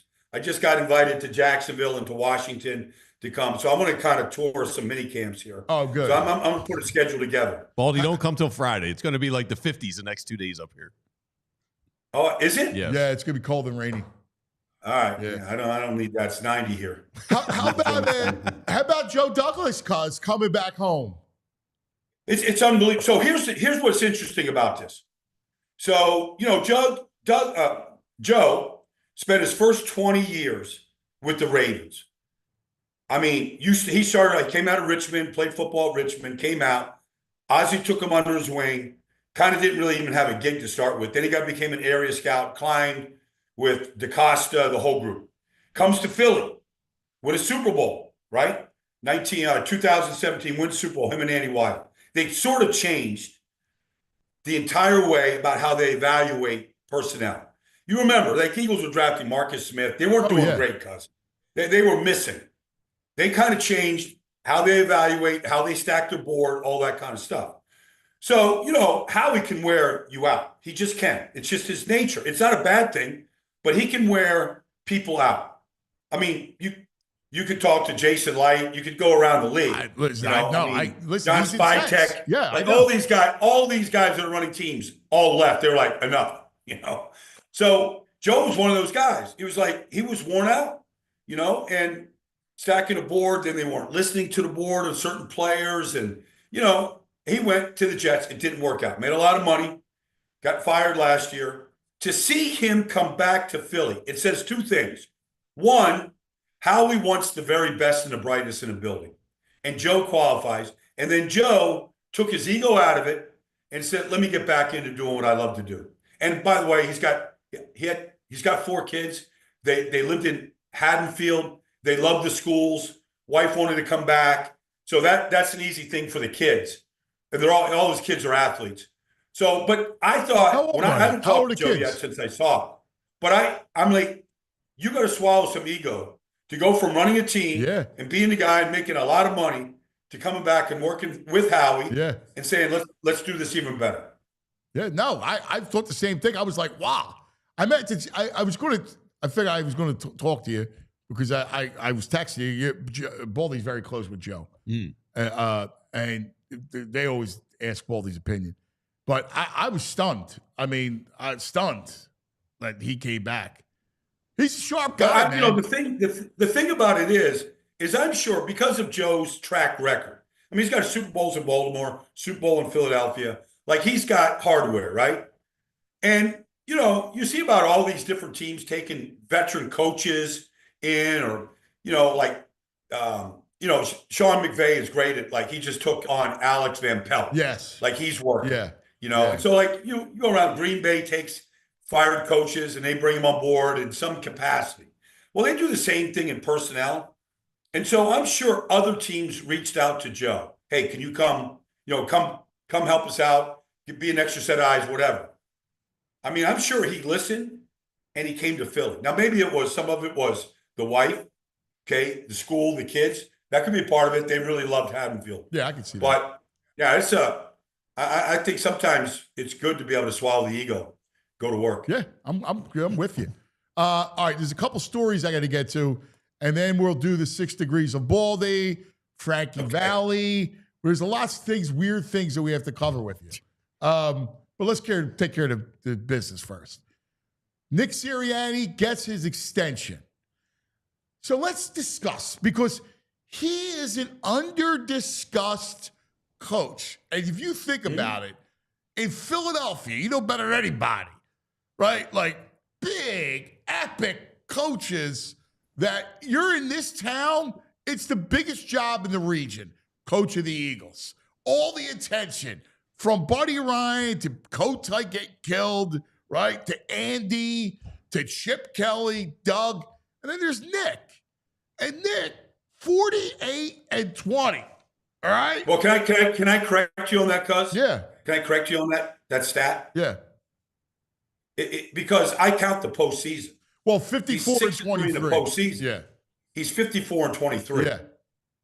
With 2 Super Bowl appearances, and took over a team that Doug Peterson coached to 4-11-1, and had a quarterback change where they just gave Carson a big contract and worked in a 2nd-round pick at quarterback. All right. Had coaching changes when it didn't work out. He's got a coaching tree of Steichen, Gannon, Kellen Moore, Nussmeier in 4 years. Like, it's almost, you could talk about Matt LaFleur has done a good job. Obviously, Sean McVay is McVay. Kyle Shanahan can't compete with what we're seeing here. Like, there is, you want to say Sean Payton, he's done it over a long period of time. You want to say Pete Carroll has done it over a long period of time. Andy Reid is on his pedestal. But he's right there. Mike Shanahan doesn't have one coach. He doesn't have one coach that's left the nest to become a head coach. Well, I was going to bring it up later. He leads the NFL, Sirianni, with 3 active head coaches directly from his staff. There's no other coach with that many in the coaching tree. The Sirianni coaching tree is like legit 4 years. He's 4 years into this. But the point of the coaching tree is not everybody can identify guys that can become head coaches. Andy Reid, obviously, nobody better. Mike Holmgren, Bill Walsh. There's only been a few. Brian Billick was great. There's only been a few guys that actually have an eye for it and know how to do it. Look, for all that Mike Tomlin has been in this business over 16 years, whatever it's been now, he doesn't have that eye. No, it's uncanny. So he gets his extension today. The story's fascinating, right? Like, It is. from the beginning of the press conference with the meandering and all the metaphors and the flowers and all kinds of stuff. But I don't want to keep interrupting, but just think about this. During that coaching search, Brandon Staley turned him down. Arthur Smith turned him down. Both those guys are failed head coaches. They're back in the league. And Nick they interviewed 8 guys before they got to Nick. And it was Andy Weidel was like, hey, this guy, like, you got to, and he was on a golf vacation in Palm Beach. Yeah. Or down in South Florida. And, and Mr. Laurie and, Howie, they were down at his compound in Palm Beach. And they called him up on a fly and brought him in. Like, he wasn't even on the radar, if you remember that coaching search. But keep going, because this is truly is a Netflix documentary. Yes. You got, first year you make the playoffs, like you said, off of the team that was a disaster and a new quarterback. Second year, you get to the Super Bowl, right? Like, you got to the Super Bowl. Then you lose both. And within 30 minutes of winning a Super Bowl. Yeah, and really, yes, outplayed the Chiefs in the Super Bowl. Superhuman effort by Mahomes, right? Then you start off, you lose both coordinators, but you still start off 10-1. 10-1. Like, which is amazing. All right, at some point it's going to come. And the year before, when they went to the Super Bowl, because they started 8-0. Right. So 2 years in back-to-back, at one point, they're 18-1 in this league. Yeah. This is the NFL, right? It's incredible. All right, so then it goes south. We know the story. In fact, I point to that night in Seattle, the Monday night, when Jalen and AJ go rogue. Yeah, and he took the bullet. It was nonsensical. Yep. He's like, yeah, we were going for the pass interference. Nobody believed him. It was ridiculous to say it. Right. But he did it. Like, he's like, listen, my players, his secret sauce. Now, again, this year, he hangs on. He's on a branch. It's gale force winds. The Eagles, Jeffrey and Howie, let him hang. Let him dangle. Right? Before they even say, all right, he's coming back. Well, just quickly, let's just review. They go to Brazil, beat Green Bay. Come back Monday night against the Falcons and choke it away. Right? Then they go to New Orleans. They can't score a touchdown. They can't score. They're missing on they're kicking. They're going for it on 4th down instead of kicking field goals. It's a disaster. All the decision making is a disaster. And Saquon rescues them in the 4th quarter and makes a long run. They win the game then they go to Tampa and they get just run out of the gym. And then they go to a bye week.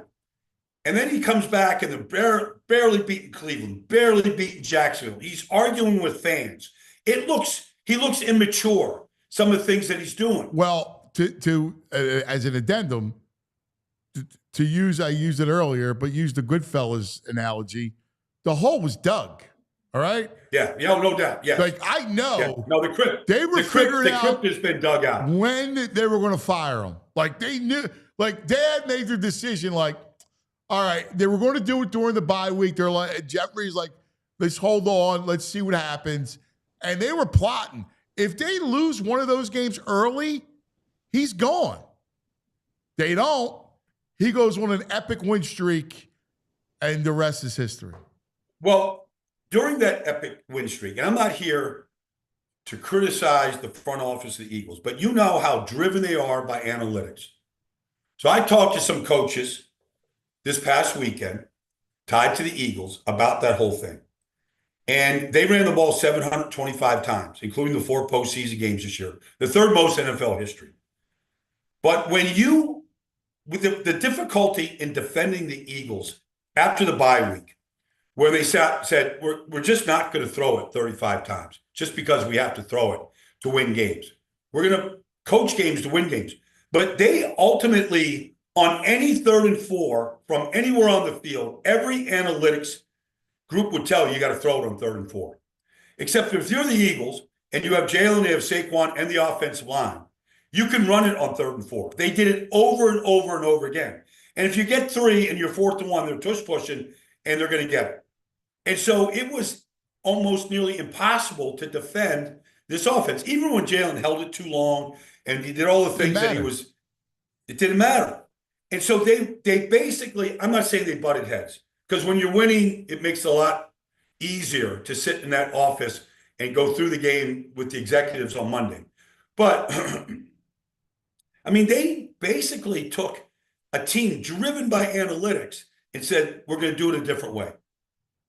Now, dude, and they won a Super Bowl. You're spot on. He said, listen, we know what we got to do.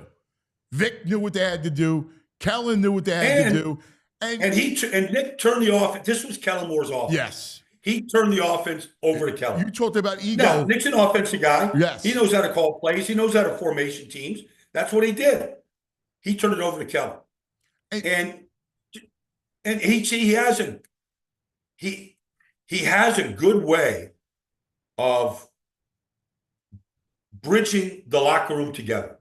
Now, some of it is how they bring this team, but they've got, Dom, they've got some players in that team that are pretty close to just being rogue type people. He keeps that all, you never know about it. Now, some of it is Dom, but some of it is Nick. They let them, they're not trying to change their personalities on some of these guys. We see some of the things they do on the field. It's not the kindest, nicest way of doing things, but he has a good way of keeping that locker room together. Oh, it's the truth. And here's the other thing he did. He instilled the tough thing. He was like, listen, we're going to be the toughest team in football. He brought back hitting in practice, putting the pads on. He was like, we're putting the pads on. And they took to it. Those players wore that as a badge of honor. They wanted to be tough. They knew, to your point about running the football on 3rd and 4, they knew that at some point in the second half that they were going to be, the other team would quit and they'd be able to run all down their throats on 3rd and 4. And all those home runs that Saquon hit in the second half was because they knew that teams would quit up front. Well, not only that, but they go to the Super Bowl. I mean, Devontae Smith isn't practicing. A.J. Brown's not practicing. Jalen is banged up bad. Lane Johnson's ankle is bad. Like, none of these guys, like, they didn't know until basically game day with a lot of these players. Devontae Smith catches a long touchdown pass to blow the game open. Like, he literally couldn't run all week. For 2 weeks, he couldn't run. And he did, and nobody really knew about it. Nobody knew the extent or the severity. They kept it locked in-house. You couldn't game plan about it. Nothing leaked. It's pretty good. They had, I mean, when Doug was here, there was a lot of leaks about stuff. And they kind of stopped all that nonsense. I don't know.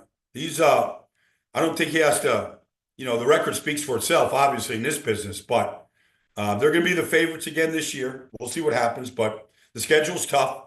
I hear people on the national stage talking about the Eagles could get off to a 1-3 start. Yeah, I guess they could. I mean, I guess it's possible, but why would you not pick the Eagles in any game looking at the schedule? I don't care who they're playing. I agree. I'm spot on. All right, a couple other things real quick. There's a story, there's a book that's going to come out, Seth Wickersham, called The Quarterback. And he talks about Caleb Williams and how Caleb Williams did not want to go to the Bears. Caleb's father said it's where quarterbacks go to die. They were going to go to UFL. They consulted with attorneys to try to challenge the draft. I mean, think about that story and what they were trying to do for Caleb Williams. Well, think about how long whatever Seth is right. I'm not here to knock Seth, but I mean, John Elway did this. Yeah. Eli Manning did this. This is not the first time agents or players or representatives try to steer a team away from another team. All right. I was with Eli Manning's agent the night before the draft, and he honestly didn't know what was going to happen. And the Chargers drafted him and then quickly made the trade to the Giants. Like, this stuff has been going on a long time. Now, the other part of that story that, broke was Caleb sitting in the film room with nobody coaching. Well, that's nonsense. You come off the practice field. I know they had a head coaching change, offense coordinator change, Shane Waldron's gone, Thomas Brown elevated. All that is true. Now, at the end of practice, when you're watching the practice tape, or it's Wednesday morning and you're getting the installation put in, you're not sitting there by yourself. Now, where you might be sitting by yourself is after everything is said and gone. And I grew up with, in Philadelphia where, Seth used to be in that film room to 10 o'clock at night, or Peyton Manning would just be grinding away on their own. Like I could see Caleb might be there on his own at 6 o'clock at night, just grinding away. Like that's a possibility. But that I did that. I did that for 12 years in the league. So I think some of this thing is a little twisted and needs to be explained in a little better depth. Yeah, I'm with you. Then it looks like tomorrow we bid farewell to the Tush Push. I saw the vote, and they need 8 votes to get it passed right now. And there is that strong impetus. So I talked to Doug Nussmeier about this play for 20 minutes the other day on the field. And he goes, Baldy, you have no idea how much time we put into that play. It isn't a quarterback sneak to us. It's the most important play in our playbook. Between the walkthroughs, the film sessions, the practicing of the play, and all of the spin-offs that can happen because of the play. Like, we never stop coaching that play. So here's the problem with the league. The Eagles do it better than anybody else for 3 straight years in a row right now. It's Sirianni's invention, all right? Nobody does it. What if somebody else said, you know what? Let's see what the Eagles are doing, because everything is a copycat league. So it's interesting. Nussmeier's telling me this story. They're playing the Patriots. Belichick's the coach. They're down on the goal line, right? So, they've got cameras, these lipstick cameras, like in the pylons. Belichick, I got to go find this play, cuz Belichick has their corners staying in front of the cameras so they can't get a view of it to see if the ball crossed the goal. That's Belichick. I was laughing my ass off going, who else would think of doing this? Because he knows the corners aren't going to stop the play. Like they're meaningless. It's the interior beef that stopped the play. And Belichick's out there gotten guys blocking the cameras so they can't get the angle to see if Jalen is going across the goal line. It's genius. Oh, like who else thinks of that? That's awesome. Yeah. I came away and I'm like, I can't wait to tell Cuz this story. That is unbelievable, dude. That's what you, Baldy. Baldy just gets everything. All the no's. That's just awesome stuff. Incredible. Yeah. Incredible. Baldy, how's this sit with you, this banning of the Tush Push as a football guy? Well, it doesn't sit well, but because it'd be like, I don't know, Tom Brady completing Texas routes to James White for 14 times in a play, in a Super Bowl game. Well, let's take that out. Right. Tom Brady does that better than anybody. Nobody else completes 14 passes to him. It's like anything, like who's good at onside kicks? So let's take that out. I mean, they perfected a play. All right. It's changing the game. Other teams have copied it. They haven't perfected it. So other teams, everybody has a chance to go do that play. They just don't know how to coach it and perfect it and practice it. So I'm pissed about that. But here's the thing. Like, I remember talking to Stout about it. And when Carson was here, I told you the stat. In fact, Jason Kelsey echoed what I said a couple different times on his podcast. Like, when Carson was here, they were 36 out of 38 on quarterback sneaks. They actually had a higher percentage converting quarterback sneaks. So they're still they might not run it as often or as frequently in the field as they did on short yardage goal line. But I think they're going to be really good at quarterback sneaks. Yeah, I'm with you.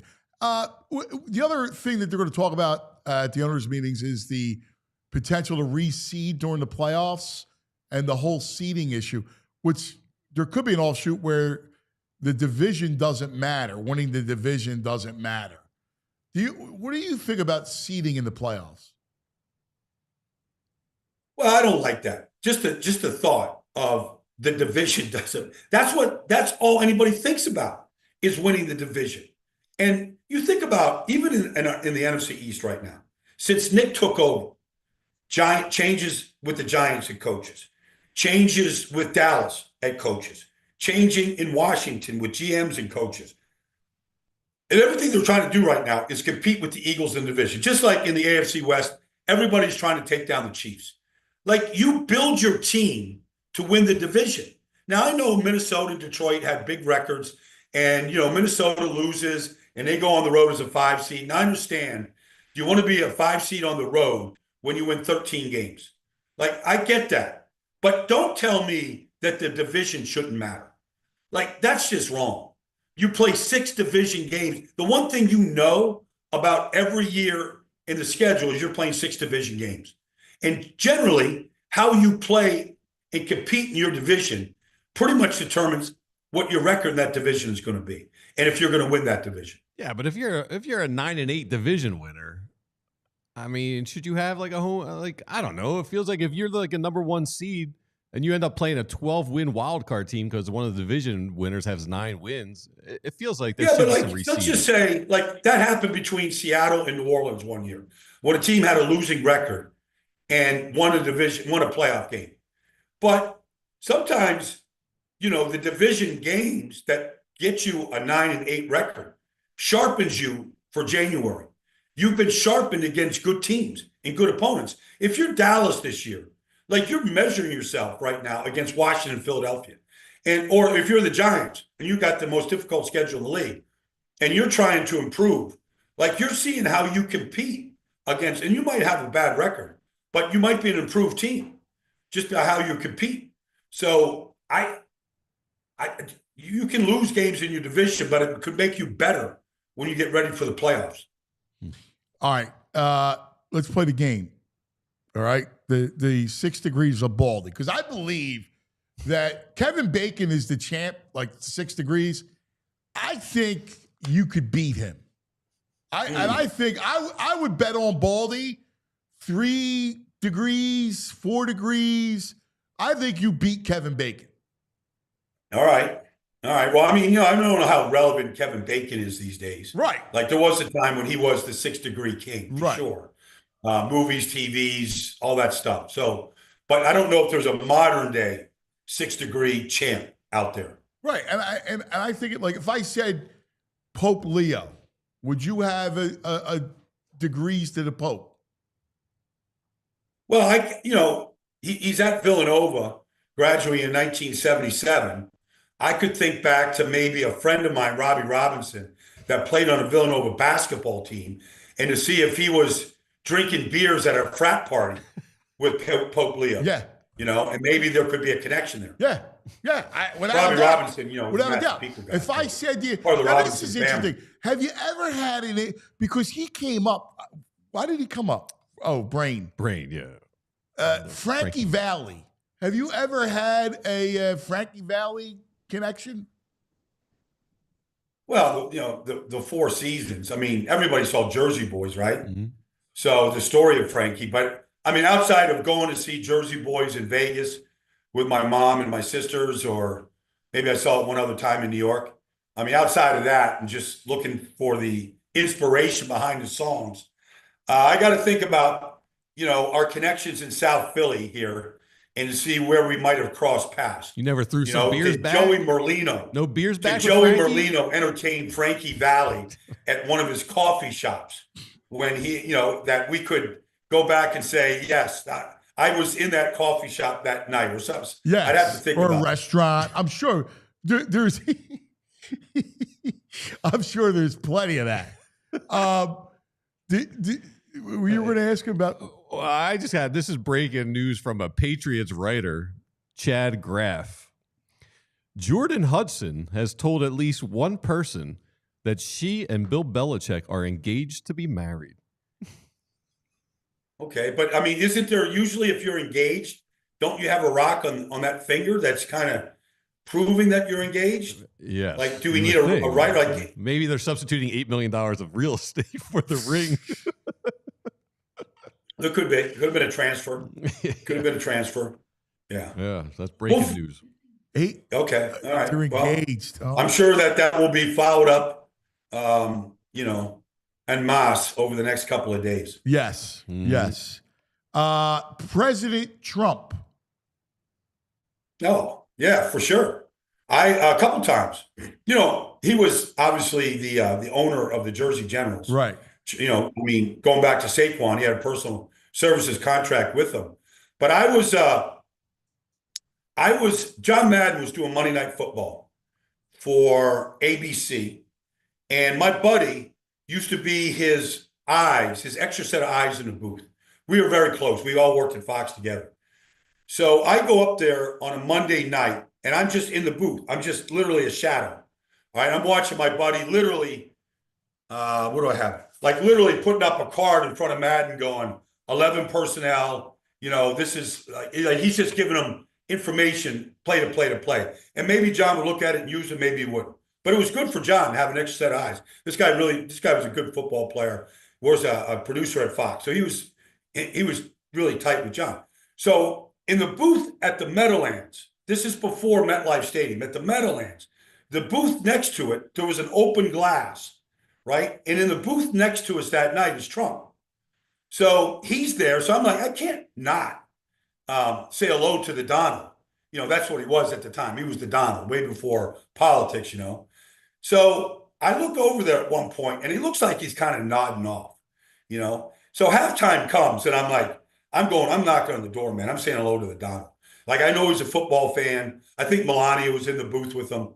And I just introduced myself. And the first thing you realize is how tall he is. He's every bit of 6'5". He's a tall man. But, yeah, I just said, hey, look, I'm just a football fan. I know you are, too. And I think this was honestly. Who you were. Yeah, he knew I was. But I think I'm almost positive this was the Giants and Cowboys on Monday night. And DeJean is he's got a punt return back for a touchdown that night. I'd have to go double check it. But I'm pretty sure that might have happened that night. That got everybody off their feet. How about Mick Jagger or Keith Richards? Absolutely. Oh, absolutely.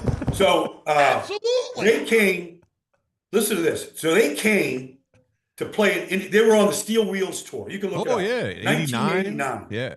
1989. They come Steel Wheels tour to Indianapolis, and I'm playing for the Colts. So they have a guy that was the security director for him. All right. And he traveled to Stones all over the world. And I'd met him before. In fact, I have a story where he was the security director for the Who. And they were coming to play at the Cotton Bowl in 1988. And I'm playing with the Colts, and they're playing on a Saturday night. Well, we play a preseason game on a Friday night. We're off Saturday. So I fly to Dallas to go to this Cotton Bowl to see the Who's last show. Wow, you saw the and Who I'm with the Cotton Bowl. They said it was going to be the final show. Final show. So Peter Townsend's out there, Daltrey, the whole group is out there. And I'm on the side of the stage. And Townsend's doing these jump kicks with the guitar. And I fucking go on stage. I come off the exit, and security came out, the Harley Davidson, the Hells Angels security team came out and threw me off the stage, literally landed in the pit on top of a bunch of people. I'm in the middle of training camp. I'm getting thrown off the stage. So that security director was like, Baldy, don't do this shit anymore. So it turns out he's with the Stones on the Steel Wheels tour. He comes to Indy. So I call him up. I go, hey, listen, anybody want to come to the show? Anybody want to come by practice, come to the game on Sunday? He goes, not really, but I go, I got swag. I could bring it down for anybody. We're really good with giving out hats and T-shirts and all that kind of shit. He goes, yeah, bring some stuff down. The boys are having tea this afternoon. So they have this boutique hotel on Illinois Avenue, downtown Indianapolis, the same place that Mike Tyson got arrested in. All right, for doing whatever he did in a room that night with a girl. So I go down there and I have tea with the boys. Now they've got a private little thing. Now I'm not sitting at the hold on. God, I'm not literally sitting at a table with Keith and Mick, but I'm in the room off to the side while they're enjoying their afternoon tea. Now that night, who sang Red Wine? Who was the UB40, Neil Diamond? UB40. No. What was the other group? The reggae group. Oh, UB40. UB40? UB40. UB40. So UB40, they have a ping pong table back there, right? They have the warm-up for the Stones and Steel Wheels. I never forget playing ping pong when they came off the stage.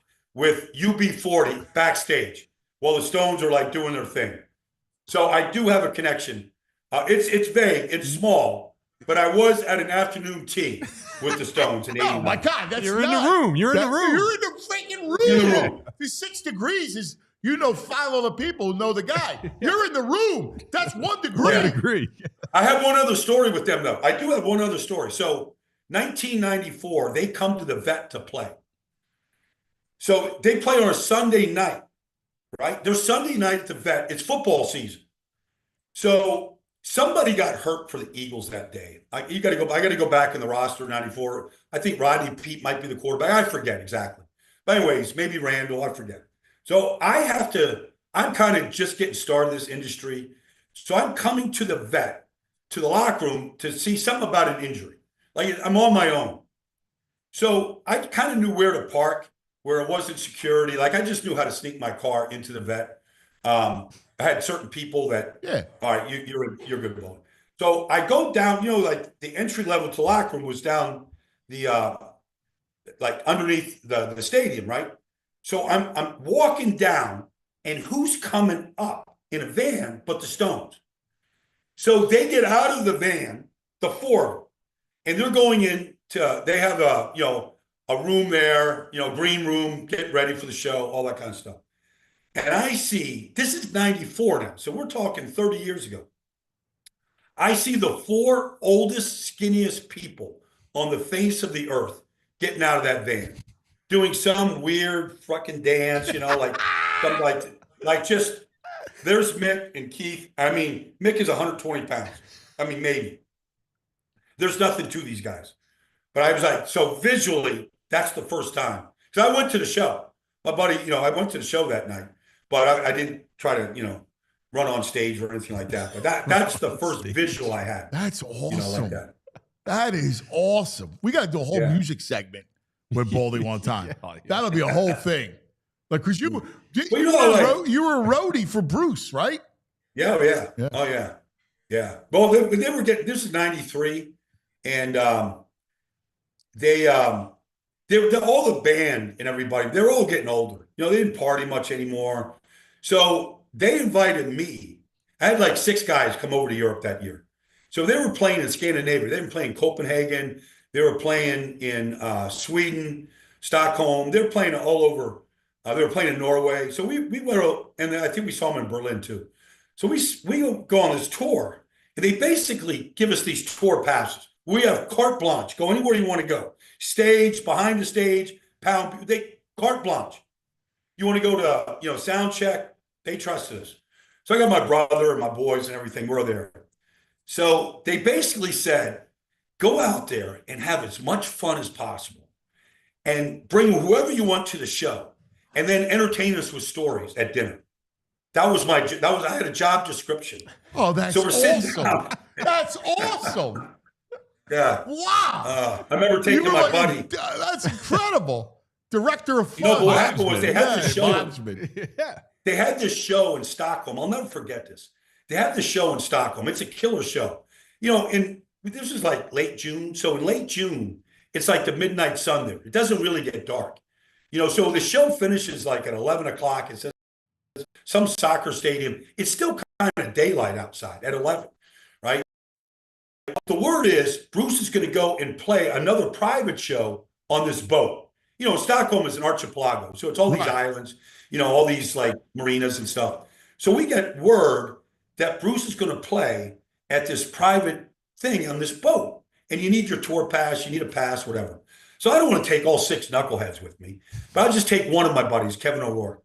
So we go to this boat, and we get to this, they let us on. And they bring us into this room, and it's kind of pretty small, but it's like a conference room on a like it's a huge yacht, let's say. Right. And it's open bar. There's probably like 200 people in there. So it's a buzz. Like, is Bruce coming? Isn't he coming? Is this like, one of these false alarms? What is this? Freaking Bruce came, man. Bruce came like at literally 1 in the morning. 1 in the morning, he had his he never gets tired. Like a couple ginger ales, he's ready to go. So he came and played like an hour, acoustic guitar. It was just, that was what a yacht. That's freaking Baldy. I don't care what anybody says. Your story, forget Forrest Gump, forget all these things. Freaking Baldy. The stories, dude, like experience. What your book should be is just a collection of experiences. Yeah. Like you devoted your life to memories. Yeah. That's I always thought that, we're all at some point, we're far, far away from it now. But at some point, we're all going to end up in a rocking chair.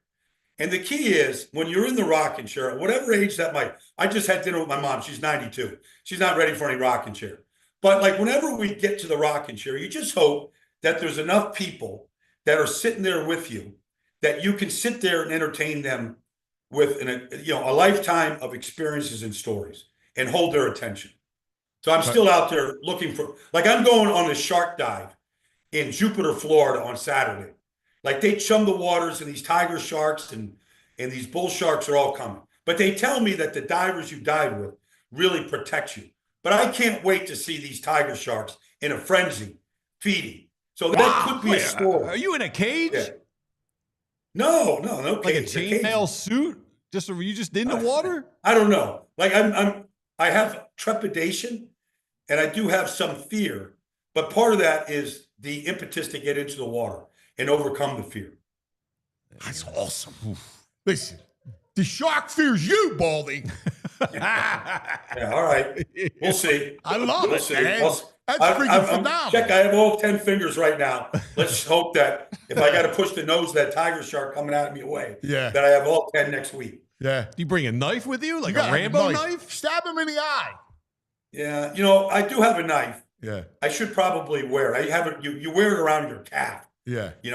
So I do have a knife that I can put on my calf. I might, but you stab a shark, man, that's just going to bring more sharks. Like, I don't think that's a good move. Yeah, I feel you, man. You got to bolt. Your blood's not good in the Yeah, water. you got to bolt. Blood in the water. Yeah. Blood in the water is what Shark in the the Eagles' water. defensive Blood line in the looked water. like, on Super Bowl.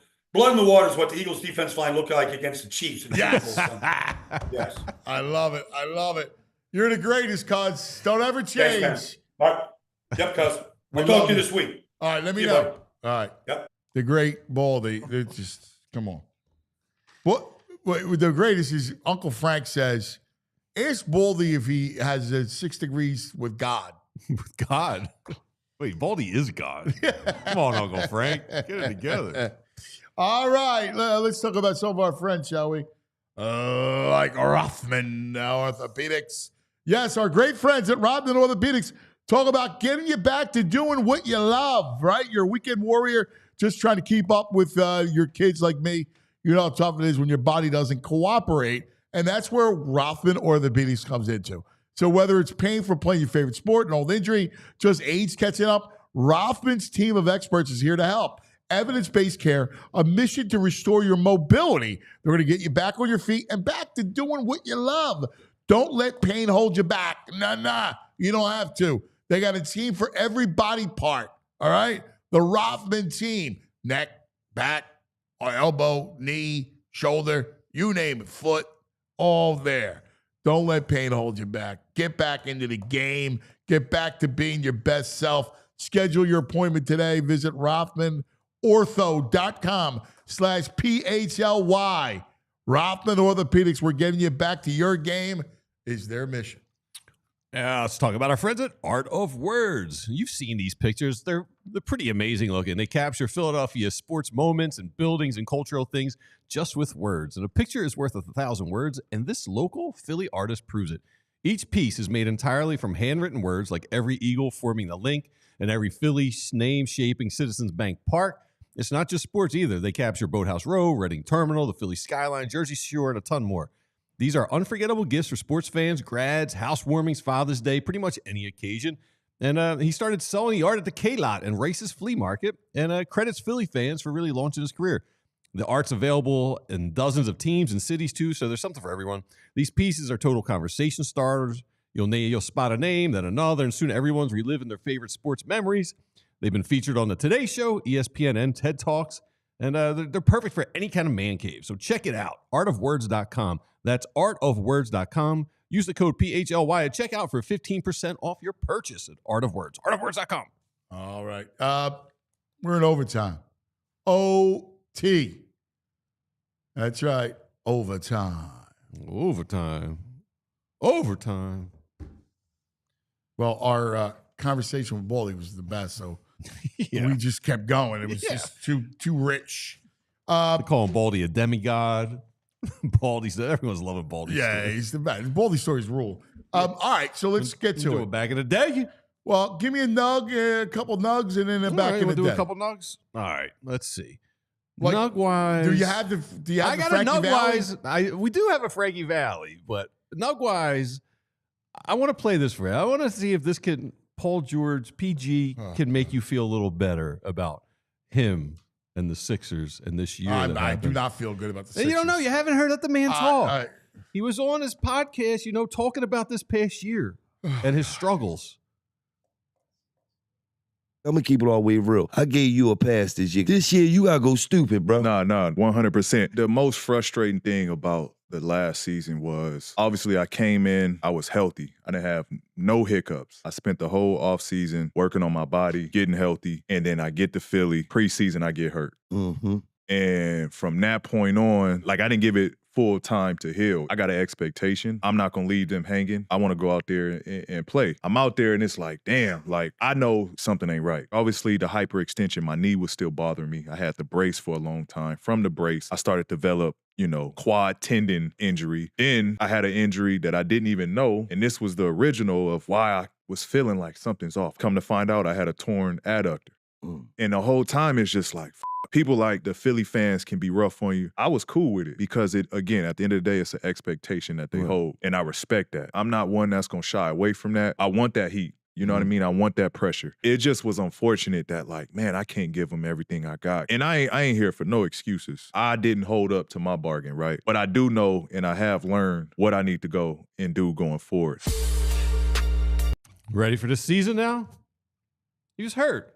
He feels bad. He owes us one. He knows it.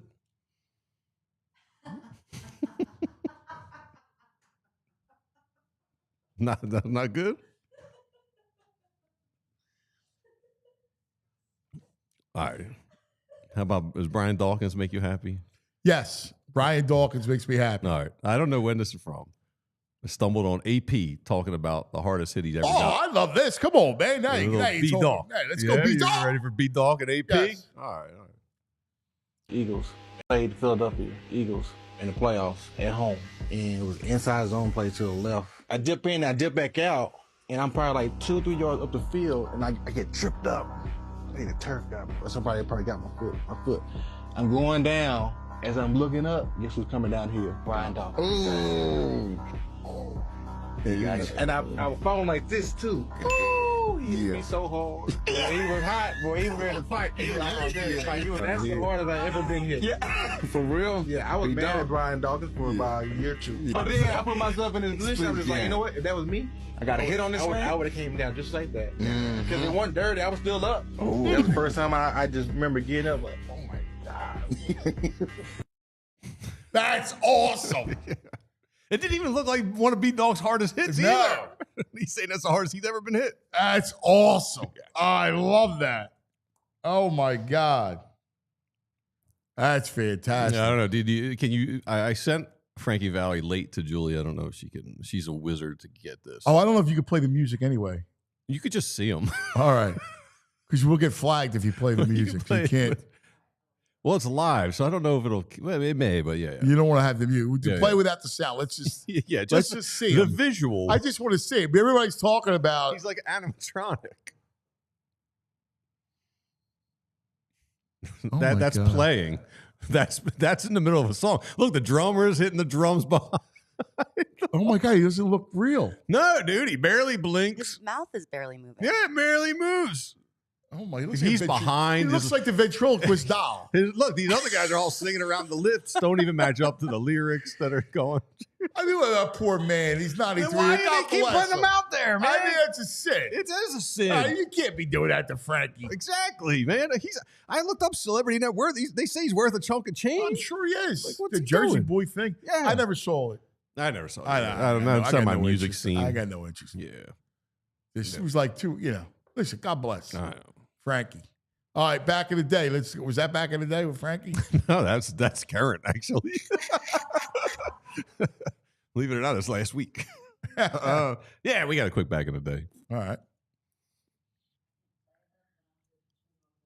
Oh, no. You know, just play. I said, back. We're going back. Back in the day with Anthony. Oh, you got to redo it. Yeah, I got to redo it. Okay. All right, what is it?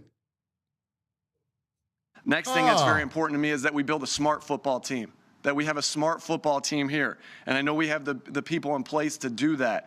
The first part of that, the first part of being smart is knowing what to do. We're going to have systems in place that are easier to learn. All right, complicated to the defense or offense that they're going against or the special teams group they're going against, but easy for us to learn. Because when we can when we can learn our system and we can get good at our system, then our talent can take over. Less thinking equals talent take over, but we need to have systems in place, and we will have systems in place to do so. Next thing is... He's come a long way, our kid. Yeah. Come a long way. He's blossomed into a Super Bowl champion winning grown man. That's great. That's great stuff. It was Nick Day. A lot of fun. Good conversation. Yeah. As always, everybody have a great day. Do we do a memorial tomorrow? We come in all in black for the Tush Push. Yeah, well, tomorrow we say goodbye to it. Yeah, tomorrow's it. Yeah, it's a big deal. Mm-hmm. All right. Between that, we'll have our boys, Cooper and Reed, today. Nice. As they film episode 3 of the Exciting Mike's podcast. So can't wait. Looking forward to that. that It's good show. stuff. Those guys are good together. Yeah, episode 2 will drop later this week. Saquon is the big guest. Oh, nice. So that'll be fun. Yeah. I gave Saquon a Angelo's cheesesteak. Oh, I think I said you punched him or something. No, like I gave him a handoff.